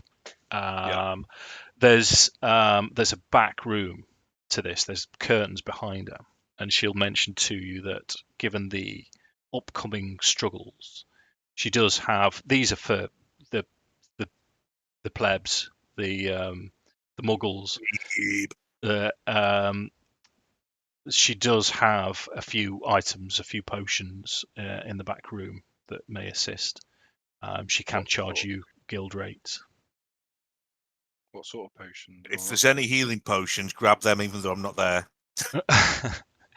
Not there, and yet and yet the little voice in your head says healing potion. What?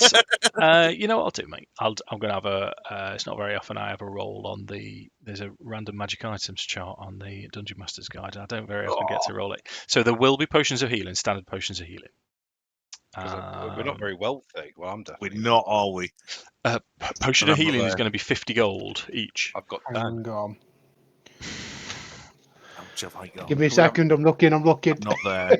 I don't think we've got that much loot, to be honest. We've got 38 gold pieces from before we went to Vogler, and then whatever people have privately. That's why I think I've got 20. Yeah, I've got 20. I've got 10. I think it's like one potion of cure light wounds, that is. We're probably best off leaving it until we've got some money. Can actually. I want to know what magic item she's got, though. That's what I'm interested in. Show me what I can afford. I could be sad. That's what I'd like to. I'm not there. Dave, May I? Can I cast Mage Hand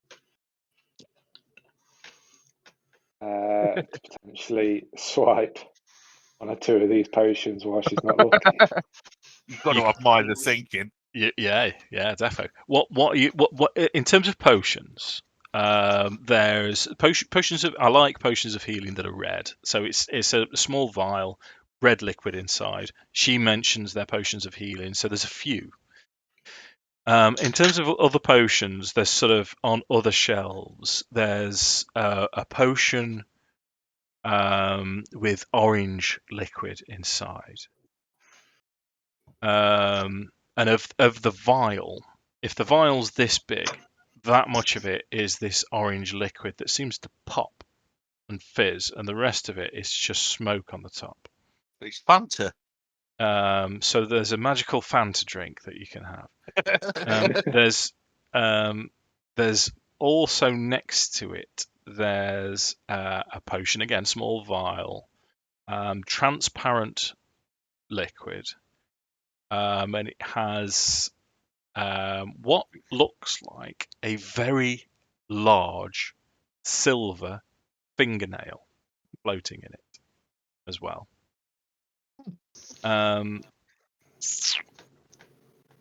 So I can't identify any of these potions. I just see them, what they are.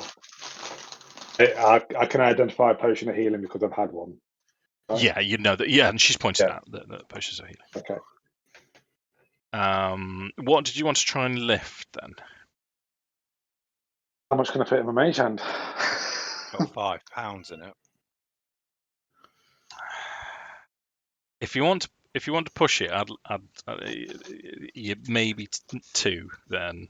No, just 1. That's one. Oh. I'll play it safe and I'll just nick a potion of healing then. Please, Well, Dave. you can nick a potion of healing and one of the others. Actually, Oh. let me give you this as well then. £10. It can't carry more than £10. In terms of items,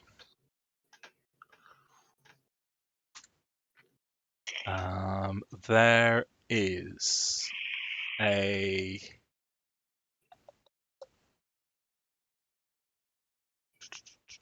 let me get this right. Christmas tree. There's a I'm not going to do it, Mark.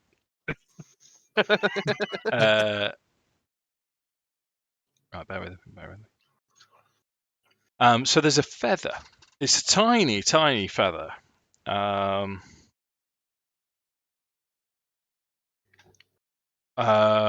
You know that it is. Holy shit! Is that right?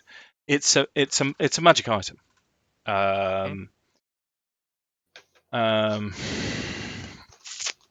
She mentions it to you. She will tell you that it is a Qual's feather token. It's a one-use item, and this is of a bird. You can, as a bonus action, you can toss it 5 feet into the air. It disappears, and an enormous multicolored bird takes its place. The bird has the statistics of a rock, which is Nails. properly nails. It's basically the biggest bird in the world. It's a whale-sized bird. Yeah. It was I heard rumored that to as eat elephants right in the a Arabian rock, Nights. not a rock. No. Yeah. I was like, what's a stone got to do with this? It obeys simple commands. It can't attack. It can carry up to 500 pounds while flying at its maximum speed, which is 16 miles an hour, 144 miles a day, with 1 hour rest, or it can carry 1,000 pounds at half speed. The bird disappears after flying its maximum distance for a day, or if it drops to 0 hit points. So it's a large transportation device, and she Can't be used will in combat. Reusable, did you say? One use. one use. One use own. Oh. It's not a combat. It's not a combat thing at all. Yeah. Can it transfer odds?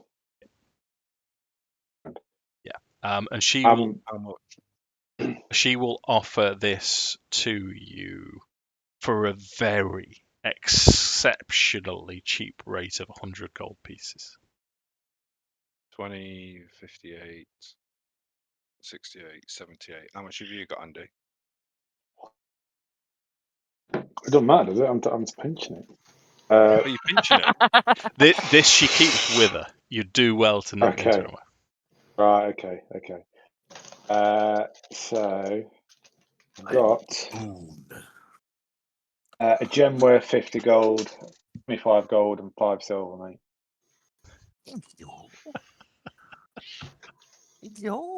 So the way I see it is we can either try and pool all our money together to buy it, or do we try and convince the quartermaster to buy it for us?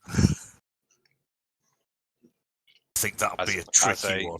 Spec ops Yeah, team, They're last paying us. minute get back. It's worth a I'd try. say They're paying us 5 gold a week. I think that might be a bit above budget. Yeah.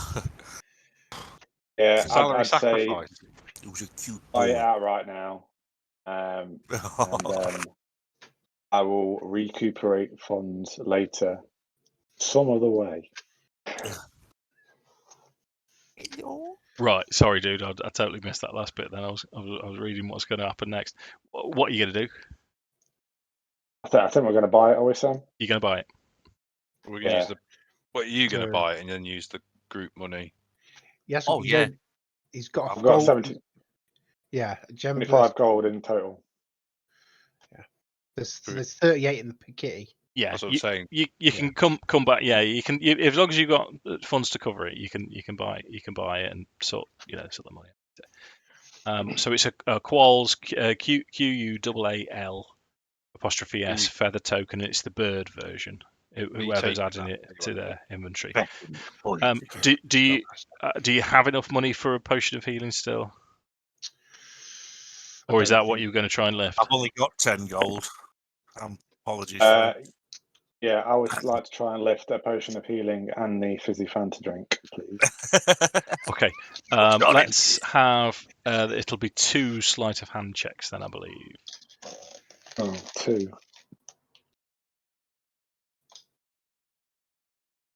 Oh, 13. Inspiration, maybe. Oh, even better. Can I use my inspiration, Dave, in that first roll? No. You have to say that's not how inspiration works. Call it beforehand, don't you? You don't think that she's spotted what you've done, fortunately. Plus, if the Kender gets caught stealing something, it's not exactly a shock or a horror. It's not like it's going to cause anyone. It's not the end of the world, that is it? It's a Dave, Kender, so what's fair it enough. called, Dave? Qualls feather token. QUAAL. QUAAL. Oh, Yeah. feather token, and we want bird, yeah. Bird, yeah. Verb. So you managed to lift a potion of healing, and the other potion, which you through processes when you have a minute to test it and all the rest of it, is a potion of fire breath. Nice. So whoever wants that can. That's got to be one of the magic people. That sounds like a Leggit item to me. Yep. Okay, so where are we? 20 to 10. Carry on for a bit. Yeah, I'm up for it. Yeah. Okay, so by the time you've finished with Way, and you're happy with what she's saying to you, then she's going to sponsor you. Wait until. And obviously, I'd have informed her that we're going to be in Kalaman for a while, operating out of Kalaman, working for the governor. So we'll be about. Yeah. Yeah. Cool. So because we're playing this game at short notice, that's where I managed to revise up to today. I've got the whole campaign planned, so I should be able to blag this, but it might be a bit wishy-washy. What I'm going to say to you now then is we'll finish that day. It's a good trek across Kalaman. In fact, we'll take you to Arthas we'll go back to the village of Vogler. They've set up camp. Darrett says to when you're all together, he says this to Raven as well, that he's signed up. He's in for the long haul. Raven says that of the militia that is left, she was thinking of signing herself and them up to join the Vogler militia anyway. War is coming. War is here. So any able-bodied man, woman, or young adult is willing to join and wants to join up. But Darrett specifically says no. He's in full bore now. He wishes you all well, but he's going into the Kalaman forces. Yeah, well, I thought we said we would. I don't Yes, know if we had. Yeah, but he's going to stay in the barracks. He's going for the works, whereas the rest of the Vogler militia are staying with. They're going to volunteer their services, but they're not joining up. But Darrett, who, he's turned up in his armor. He's full bore into it. Have both spellcasters got prestidigitation as a cantrip? So that's Leggit and Nordan? Have you both got it? Because I've just thought of a very amusing idea. Have we got what? Sorry, Mark? Have you both got prestidigitation? I have. It's a kind of, I was just thinking, one of the things you can do is make a sudden noise. Another thing you can do is create an odor. So you could make it look like the Lord What's His Face was farting constantly.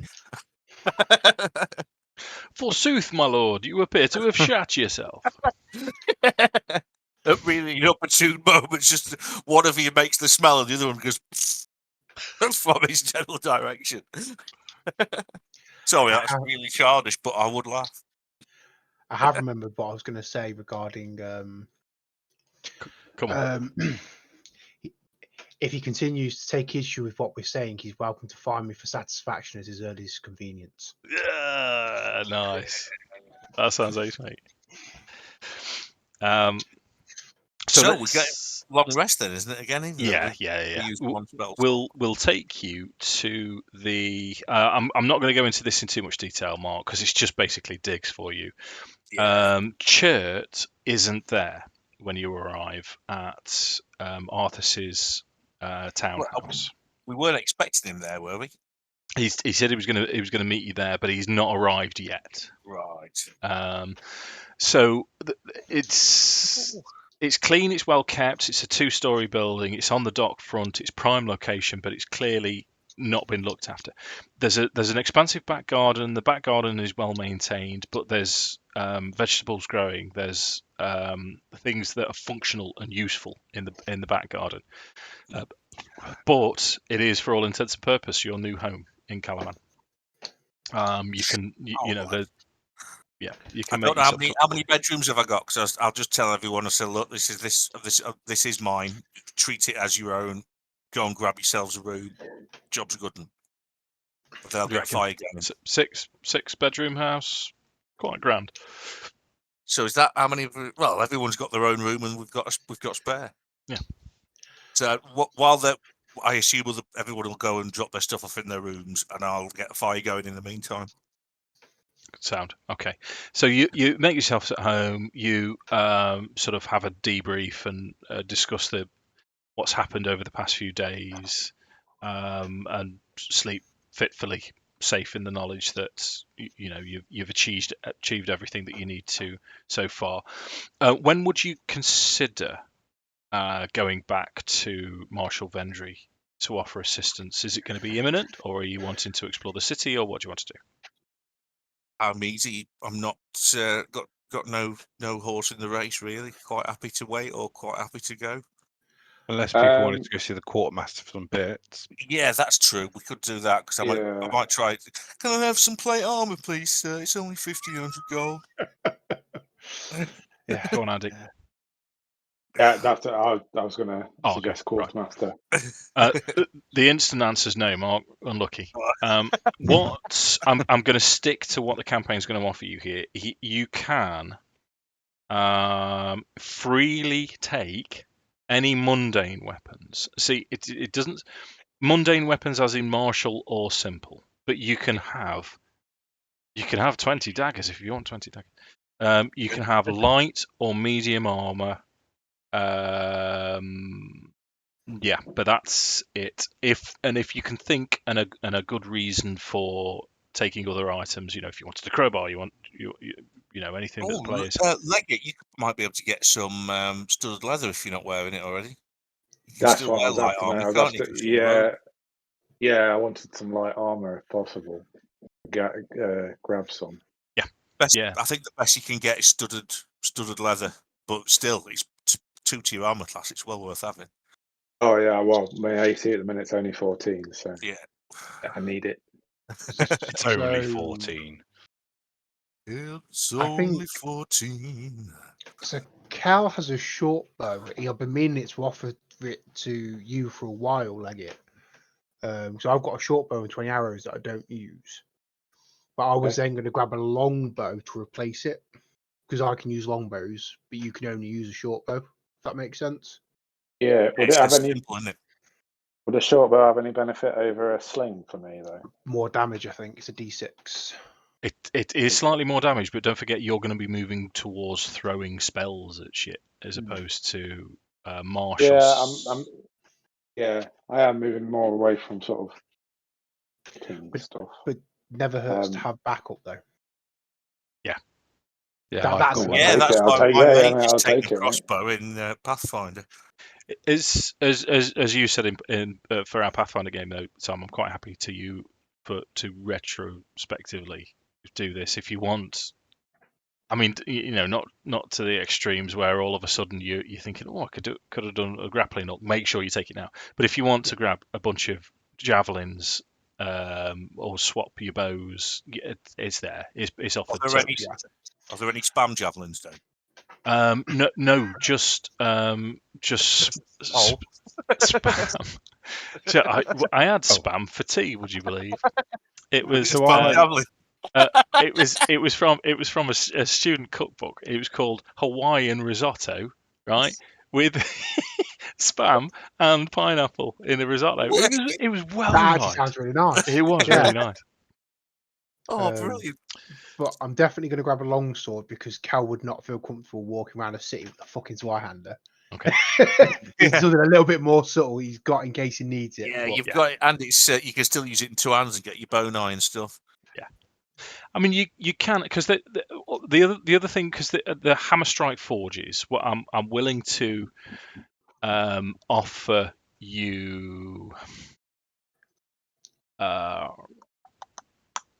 I'm willing to offer you. No, I can't commit to that.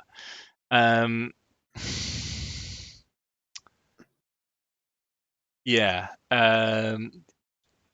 Yeah. No, sorry. I was going to be far too generous then, and I've decided to rein myself back in.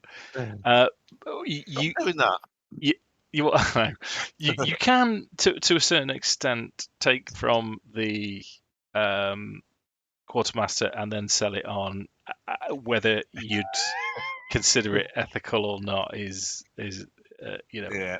I wouldn't personally do that, but everybody else could just wait till I wasn't there and happily Don't do think it. it's not a good call. I don't think Cal would do it, certainly. No. I will also take a longbow. Yeah, no problem, mate. I'm trying to look how to remove my short bow. But to be fair, I will say the longsword is generally just for roleplay purposes because he's not going to walk around the city with a fucking massive sword. Yeah. That's ridiculous. You just wouldn't, would you? No problem. Yeah, you could be surprised and accidentally take someone's head off. It's like the what you get the clowns with the ladders on their shoulder and the on top. Yeah, except it's a blade. More lethal. Yeah. So you spend the next day familiarizing yourself with Kalaman. I'll hammer it home again. This place is defensible. It survived the cataclysm. What you're up against, there's no overlooking. There's nothing overlooking Kalaman like there was Vogler. If you remember, the disadvantage you have was with the cliffs on the north that the Draconians were able to fly over you. So you're feeling pretty much safe and secure in here, and you know that the villagers that you were entrusted to look after are there. So we'll take it to the day after that then. If you wanted to go and find your first mission from Vendry, is that reasonable? Yeah. Yeah. I think Cal certainly would. There's a pressure of time. He knows that they're coming here next, so he's very aware of that in his head. That we need to do this sooner rather than later. Okay. So, right, what time are we? Right, I'm going to massively fast forward this a little bit because I'd kind of like to roll some dice in anger with you tonight, gentlemen. If I can get to that point. I know we've got 40 minutes left, haven't we? So let's get on with this.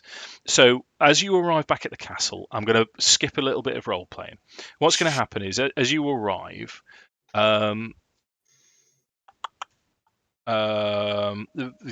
You're directed towards the barracks, and the person that meets you is Darrett, and Darrett will greet you warmly and say, "Lads, it's great to see you.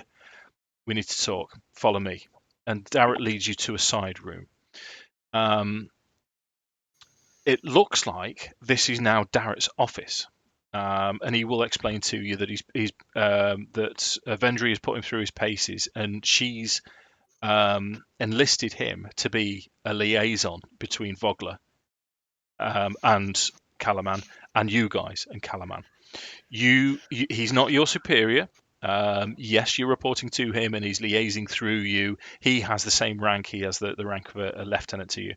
He gives you all 5 gold pieces as your first week's wage, and he also gives you an emblem, which is a blue and yellow emblem.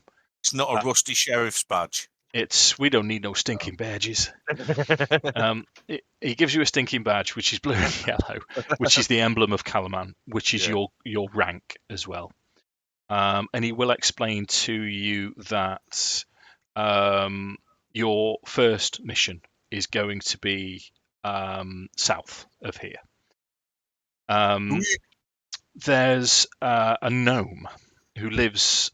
I'm trying to remember this because I didn't have a chance to revise it. 12 miles south of Kalaman lives a gnome inventor named Tatina Ruckledust. Marshal Vendry, through Darrett, wants you to go to Ruckledust's home and see if she knows anything about the Boulder Drak device. The dragon that wasn't a dragon, the type thing. Darrett won't be coming with you, but she is the sort of inventor. She's the artificer of the area, and they want you to go and investigate this. So off you go. And again, I'm ruining the whole story for you. On your journey south, I mean, it's 12 miles. It's going to take you a good while to get there as you're walking down. You come across 2 different groups going by. And I'll give you a chance to respond to either of these as you see fit. The first one is you see 8 rough-looking lads dressed in leathers, boiled leathers, but swords, short bows, walking towards you. And as you stop and discuss with them where they're going and things of the day, they inform you that there's an army to the north. Apparently, they're situated near a fisher village that is burning, and they offer good wage. So we're going to join them. That's what they say to you. As it stands, they look like they've outnumbered you quite significantly. But that's just a little bit of side information, and then you go about your business, they go about their business. Yeah, if we can't tell you if there's loads and loads of them. I know. Fast forward you too fast. I'm just trying to give you a little bit of information. The second, you bump into a Kender who's sort of happily skipping along the road, top knot bobbing. Goes by the name of Trap Springer. And he asks you if you've seen or heard any of any dragons around recently. Just a mechanical one that we performed. No real ones. Okay. Maybe Well, I'm sure they're maybe coming. a few sausage rolls and a little packet of those, those cheesy things. Moments, them. A little packet of them. Moments. I'm not aware of moments. Cheesy moments. You never had them. Are they You like get about 4 in a bag. what's it? They look like shredded wheat, but they're deep fried and they've got cheesy screwiness in the middle. That sounds like I'd destroy them, Mark. Yeah, but you only get about 4. They're really nice, but I never buy them because they're a rip-off. You only get get 4.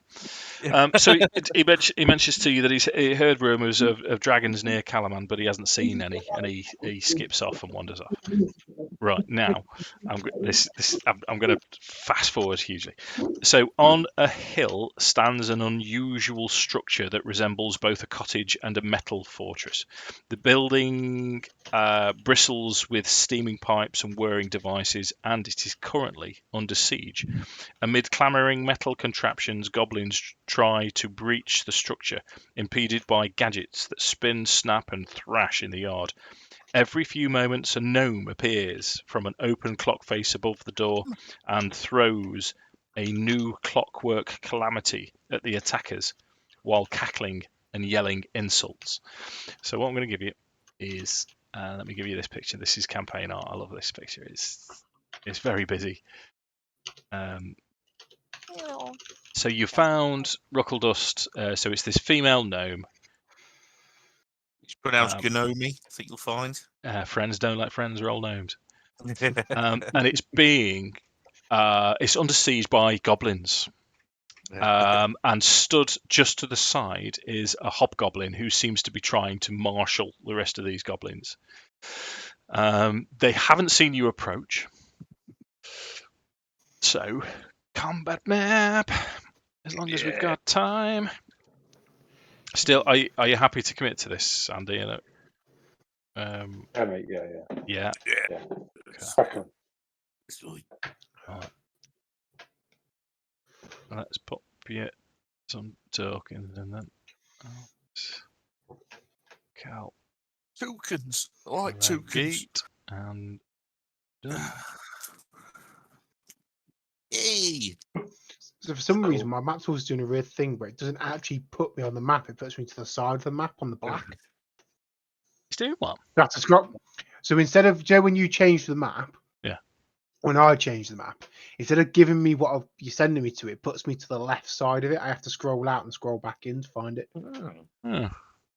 It's not the end of the world. I'm just there like, I keep looking for things and it's there like, I'm just seeing black. And then it occurs to me. Right. Okay. So let's roll initiative and then we'll roll some dice in anger, shall we? Hang on. Now, where's my character sheet gone? Because this is all changed. Window.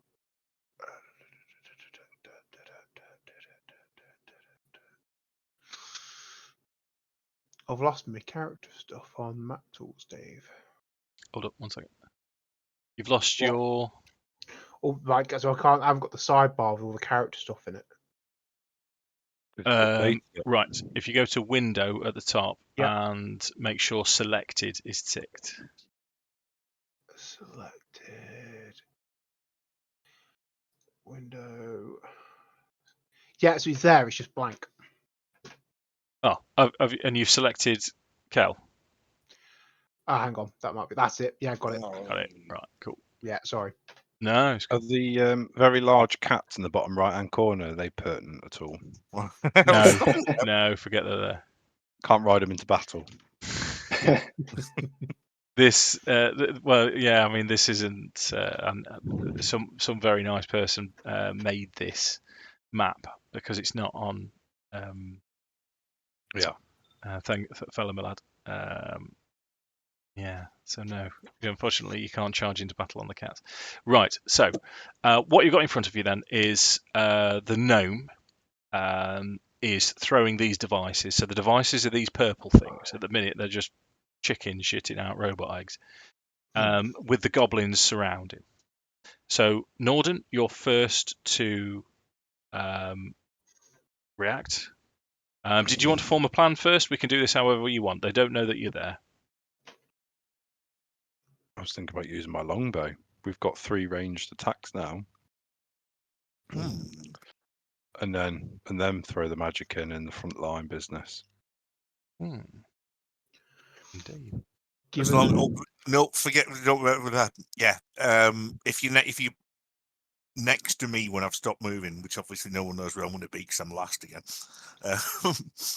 I can protect you with my reaction. Make them re-roll an attack with thingy. I was going to suggest, given the numbers and getting a surprise, if we split up and kind of try and work through them faster. That makes sense. Because normally we stand shoulder to shoulder. Perhaps this time we should take 2 paths. Yeah, they're only goblins, aren't they?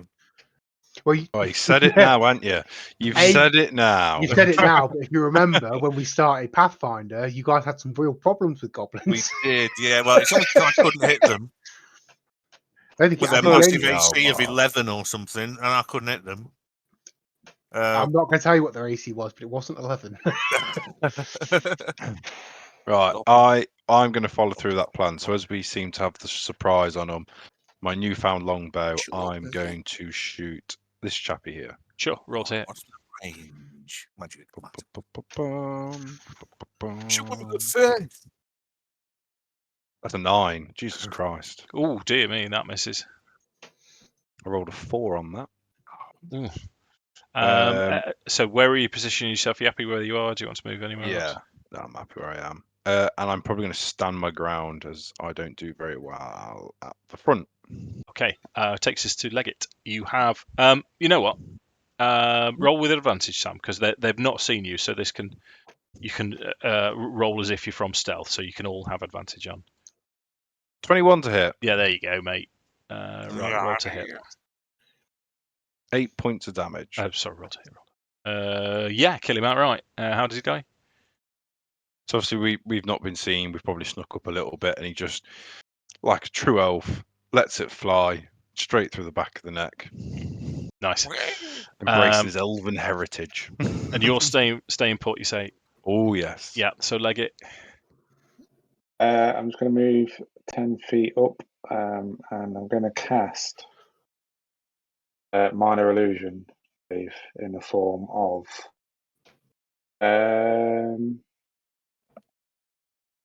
a dwarf. No. Who we come to see? It's a gnome. Yeah. A gnome. Sorry, yeah, a gnome. In the form of a gnome in the center of these guys. Okay. Right. You're sort of copying the gnome that's appearing, throwing these mechanical devices down. Yeah, roughly. Yeah. Okay. Righto. Let's first of all change your halo to. Should we give it? Drink your picture shall be bad.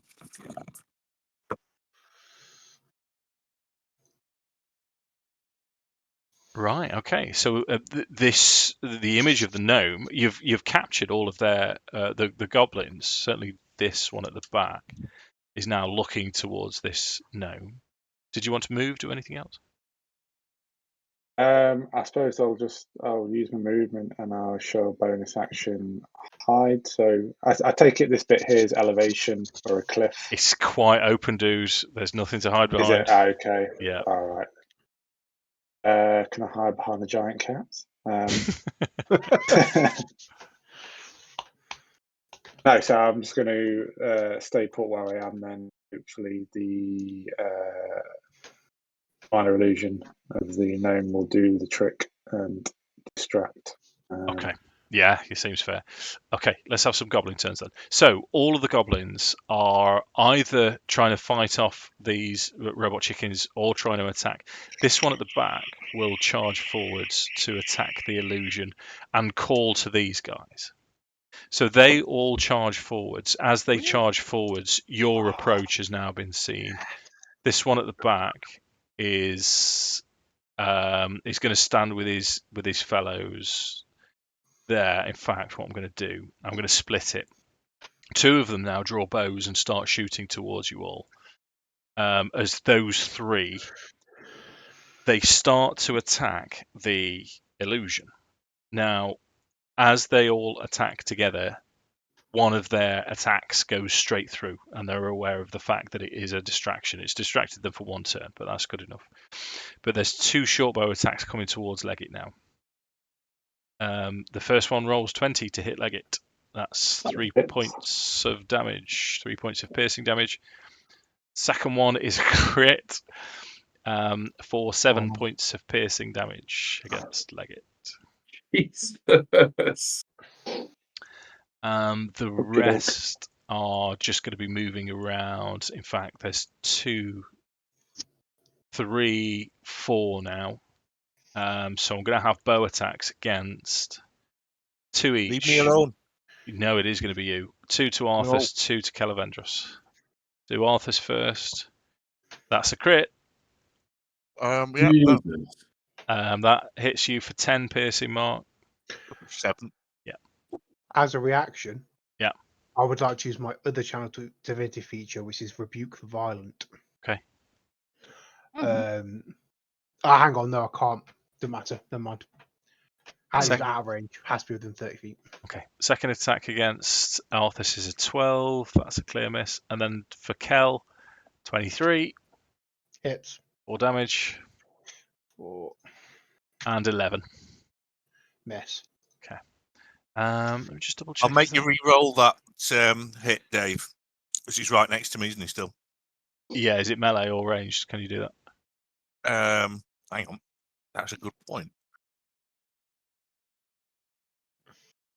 Whilst wielding a shield and the creature you see attacks and the creature you can see attacks a target other than you within 5 feet, you can use your reaction to impose disadvantage. So Okay. it seems to be that. Right, so that for the one that hit, Yeah. re-rolls an 11, so no damage then for Kel. Yeah. Cheers, dude.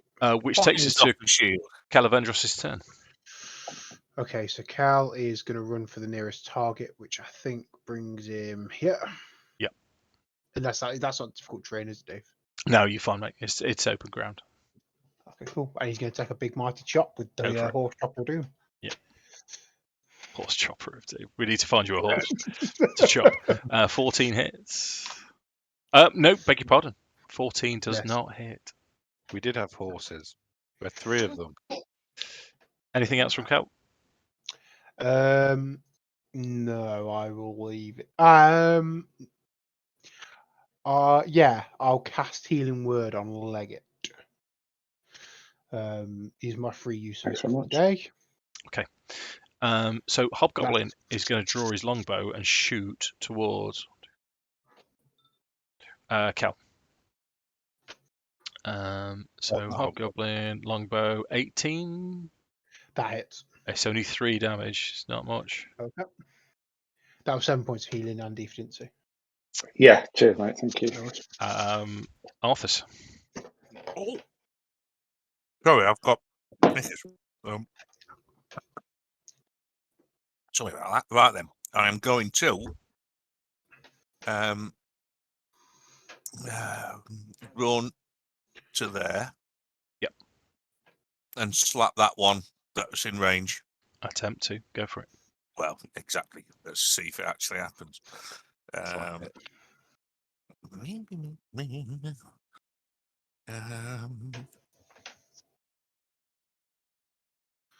Probably not. No. Wow. Right. So what's going to happen now then is Tom, roll d6 for me, please. D6. 1. Right. So the contraption near to you and the goblin is concentrating on the goblin, not you. Mark, roll d6, please. Mm-hmm. I do like this campaign for that. There's not every combat, but there's sometimes an extra bit. So the device, it fires a dart filled with a glowing green fluid on the character. So, douche. Fortunately, only rolls a 9 to hit. Flinging it sticky goo at you, Mark. Yeah, so it misses you as this whirring robot chicken misses. Arthas me for? takes us to top of the tree. Nordan, round 2.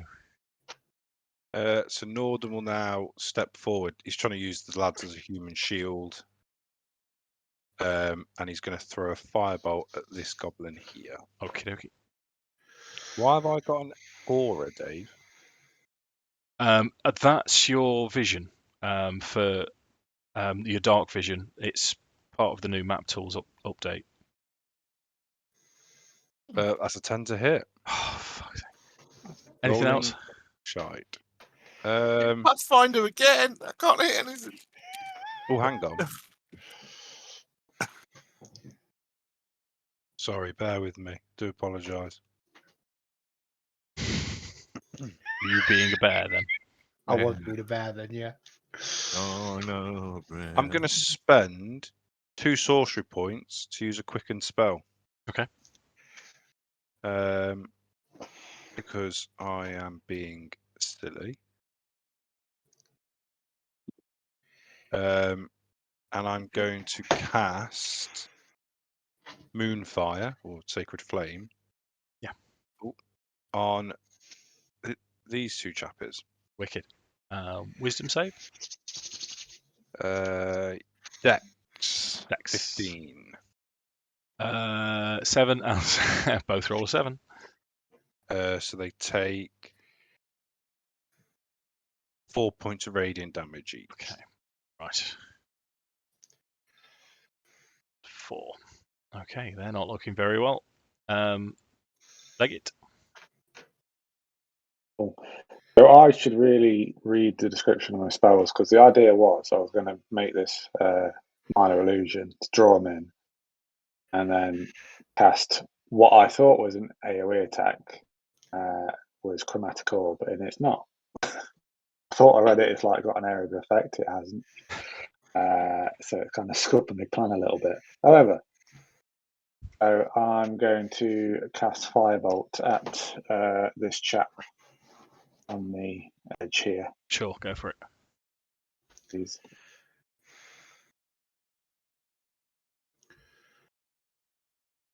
My first offensive spell Yeah. ever. It's a good one. Me too. Here. Nice. Roll your damage. Come on. Oh, Smell your mama. Okay. Oh, Anything dear. else? Anything else from you? Yeah, I can take a slingshot at him with a sling with the bonus action. Can you? You can't. Can't. No, you can't. I can't do nothing. Not yet. Not yet. I use sorcery points to cast that spell. That's why I managed to go twice. Yeah. Right. You'll get You're them a as you cat, level up in aren't you? sorcery. Okay. You Goblin. get the next level. So we've got 1, 2, 3, 4, Catty push. 5, 6, 7. No, 1, 2, 3, 4, 5. 5 arrows coming towards Arthas. You leave me alone. I can have you killed. 9 misses. Nope. 15 misses. Nope. 16 misses. 23. That hits. 8 damage. So that's 8, 7, 6, 5. 17. Nope. And then 2, 3, 5. 1, 2 against Kel. 22. Oh. That hits. 5 damage. I can't use my reaction yet either, can I? Oh, yeah, you've not had to check. And 16 misses. No, that's just my AC. That just hits. Is it? That's another 7. Dean. Yeah, I don't have a shield, do I? I thought it was. I've just got chain. No, I've got good HP, but I haven't got good AC. Not yet. And then 1 scimitar attack against Kel. 21. That hits. 3 damage. So there's one goblin left. He's going to shoot at Nordan. No, he's 22. not. No, he's not gonna shoot Jesus. at Nordan. 5 damage. We all rolling 3s and he's rolling 20s. This is not good. Cal. Okay, so Cal, as a bonus action, is going to cast Shield of Faith on himself to give him a +2 AC. Yeah, there you go. So you're concentrating. Yes. Gotcha. And then he's going to take another big chop at the guy in front of him. Go for it. It's chopper time. Yeah. Now, if that misses, I'm running away. So I can re-roll 1s and 2s. So I'm going to re-roll that 2. I think you killed him with a 12, Tom, to be honest. How do you want to So- kill that one? Just It's the underpowered. big vertical strike. Just Filled bring with it straight bull. down. Right. Straight okay. down. So you've got, where you're stood, you've got these 3 goblins pointing bows at your position. Do you want to move? Yeah, so I'm going to step into the space here. Sure. Okay. That's right. Takes us to the hobgoblin. He's got sort of 2 viable choices still. I think hobgoblins are pretty smart, aren't they? Yeah. So he smarter. Yeah. So he's Yeah. seen this. What does Shield of Faith look like for Kelevendros, by the way? It's a good question because he's not like going to be a magical shield that appears because he's 2-handed, isn't he? So I wonder if he's just like a big, kind of like divine, holy-looking shield that kind of slowly spins around him Nice. instead. Yeah, I'm liking that. Yeah, I like that. So he's going to choose you as a target because he knows if he hits you, there's a chance that it'll drop. Longbow attack against Cal, 12. Yeah, no. Yeah, okay. And he's starting to move away. That takes us to Arthas. Right, bonus action, Shield of Faith on myself. Because you need to be more hard.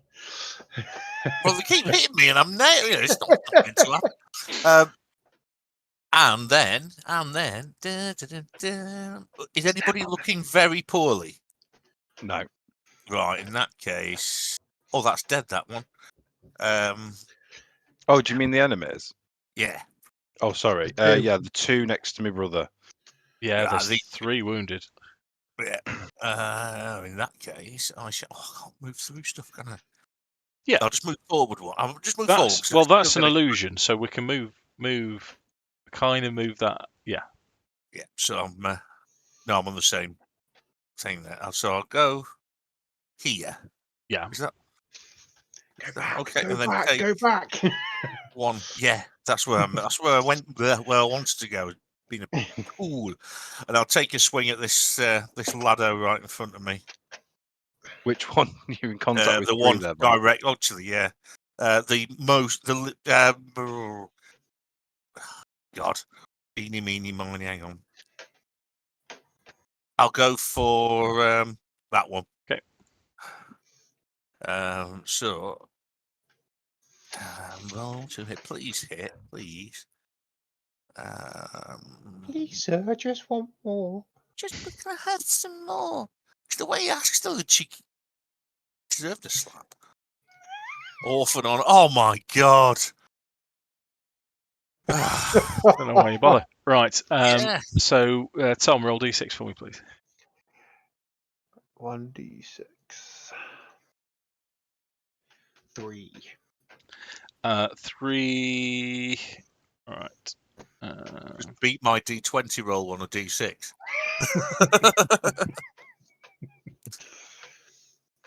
So on the floor next to this goblin, there's a massive set of teeth that it's chomping across the floor. As you step and kill your last one, it tries to chomp on you. Fortunately, it just misses you. Mark, roll d6. D6. Okay. There we go. 4. Right. Dexterity saving throw, please.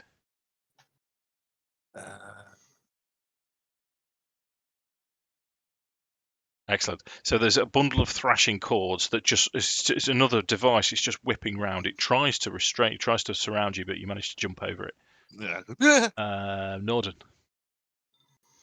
So Nordan is going to move 30 feet forwards. Yeah. He's going to spend a sorcery point to use twin spell meta magic, and I'm going to fire a firebolt at this chap and this chap. Okay. First one. So 14. It's no misses. Oh, And then the southern one. Yeah. There you go. 24. 24 hits. Roll your damage. 6 points of fire damage. Not quite. Anything else? No. I'm Okay. going to break wind in their general direction. That for some of them, that might actually kill them. Leggit. so the robot chickens at the minute are hostile towards us. No, they're attacking the goblins as well as you, but they don't seem to Yeah. have any rhyme or reason. They're surrounding the goblins, so anyone next to a goblin, they're attacking. Okay. And if I look at Tatina, Yep. does she seem to be controlling them in a sort of way, or are they just kind of? She's throwing them out the window. Yeah. But yeah, Well, once they're deployed, they're out of her control, basically. that's what it looks like. Okay, mate, no problem. That's cool as my plan then. In which Well, case, why? mate, I'm just going to... No, tell us your plan. What did you want to? No, I just wanted to cast a cantrip message and send her a message saying that, we mean you no harm. Call off your chickens. We'll sort this. Right. Okay. So, what I'll do, mate, because I want you to still have a turn as well. You can just shout at her and then still take an action. Whereas if you use the cantrip, you'd have to use your action to do it. So, yeah, is that all right? Yeah. Okay. Just roll a quick persuasion then.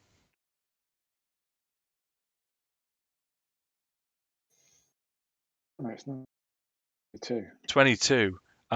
So she says, and it's if you remember gnomes in Kryn, they talk very, very quickly, and she'll say, "Oh, it's good of you to help out. Oh, thank God you're here. Yeah, no, I'll call them off. I'll do what I can." But she seems to be enjoying herself more than anything. She doesn't seem to be. She doesn't think that she's in any danger. So you can still have a turn then, mate, if you want. Okay. In which case, I'm just going to move up slightly. Tap up. And I'm going to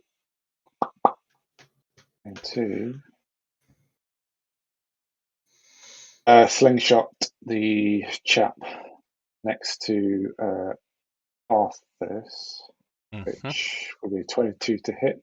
Yeah, this one here. Yeah, and I believe I get my...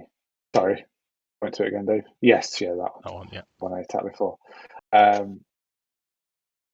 get my sneak attack. Yep, you do. So...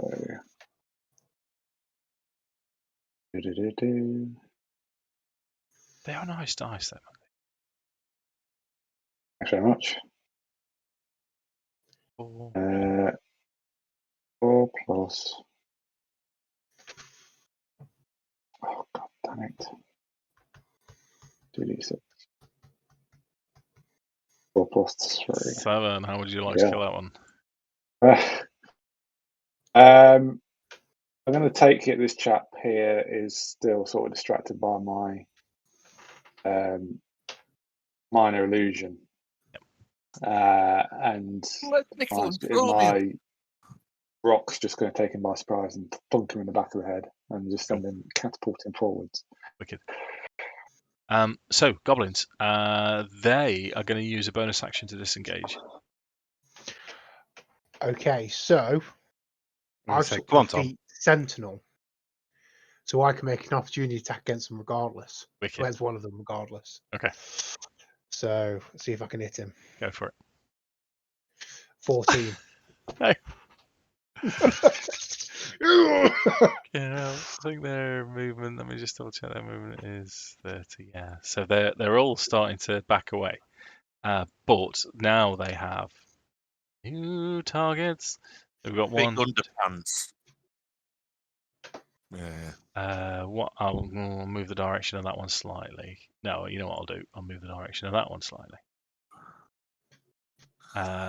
So it's 3 on Nordan, 2 on Arthas, 2 on Kelevendros. What Nordan have I first. done? What have I done to Just deserve yours. this, Dave? You turned up, Sam. That was a bit harsh, wasn't it? Yeah. So on Nordan, 17 to hit, Yeah. 5 damage. Not only that, you didn't cast Mage Armor, did you? Nope. 6 misses, 9 misses. Arthas, 2. Nope. 10 misses, Nope. 11 misses. Yep. Nope. Kel, 10. Nope. 21. Yeah. 5. Reroll. Okay. 20 Oh. and 8. 8 damage. So bonus action disengage move. It is. Oh, wait a minute. You concentration check for Kelevendros. DC 10 Constitution check. I do apologise. No. No, drops. Shield of Faith drops. I'm rolling awfully tonight. Yeah, we all are. It's your turn, It's, dude. it's my fault as well for saying they're only goblins. Yeah. So I am going to charge this way. Yeah. And I'm going to try and hit the guy who isn't injured In the face. in the face. In the eye, though. Oh, come on. Natural one. Oh, what are we going to do? Right, Hobgoblin. Could you Uh, imagine if this adventure ended because of a bunch of goblins? Who's looking worse for wear? Me. I don't know. Wow. Yeah, maybe. I don't know. On a scale of 44, I'm an 18. I'm on 16. Right.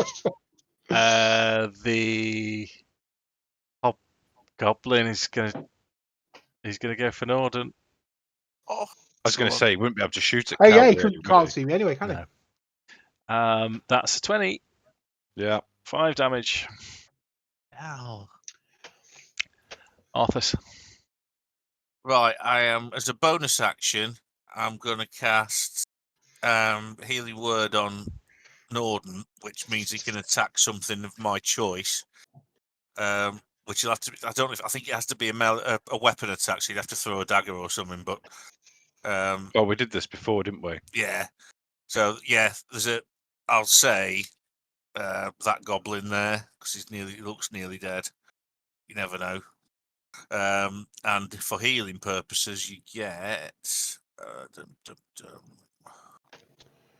on, mofo spells, healing word. A massive 4 hit points back. I'll do. It's 4 more than I had before. Right, roll whatever you hit it with then, Sam. So my dagger, yeah. Yeah. 17. 17 hits. 7 points of damage. That'd have killed it outright, which is a damn shame because it was on 1. Okay. I'm going to shout, good shot! It's still my go, by the way. I've not had my main action. Go for it, Mark. That was a bonus action. For my main action, is there anything alive near me? There isn't, is there? Nope. So you see yon lad there? Yeah. Sacred Flame. Okay. It can't miss. It cannot miss. You can save against it, but it can't miss. Rolls a 4. Oh, he's taking it. He's having this in the face then. Come on, Mark. 6 damage. He's dead. Yes! Good round. Right. Now, because Mr. Johnson's got 2 new twins, we're at the point where we were supposed to be finishing, and I'm dying for a wee. The rest of the goblins, and it does sort of say this, when half of them are dead, they all start to turn and run. So that's what they're going to do. What do you guys want to do as they start to retreat? Did you want to do anything? Yeah, I I think was was gonna, the hobgoblin around? Well, I was chasing the hobgoblin, but think I we was should going to kill him. blind. I was going to blind the group of goblins with colour Oh, he's right thingy, over there. and then go after him. As in to murder, death, kill, or What find out what's going on / murder, death, kill. okay. What we'll do then? We'll finish the session there. I'm gonna. You managed to subdue him. I'm doing it. I'm skipping so much here. We'll call him stunned or asleep, shall we? Stunned. And we'll pick it up there. So Tatina, the gnome, you've sort of rescued her. The rest of the goblins have gone, or you've killed them and you've captured the hobgoblin that looks in charge. Yeah. Okay, a bit of a rush to the end of the session there, gentlemen. But, when's the next one? Is it a couple of weeks? Second? Happy days. That's not not too bad, long. far. No, it's No, not no. too long. So we'll pick it up then. Sound like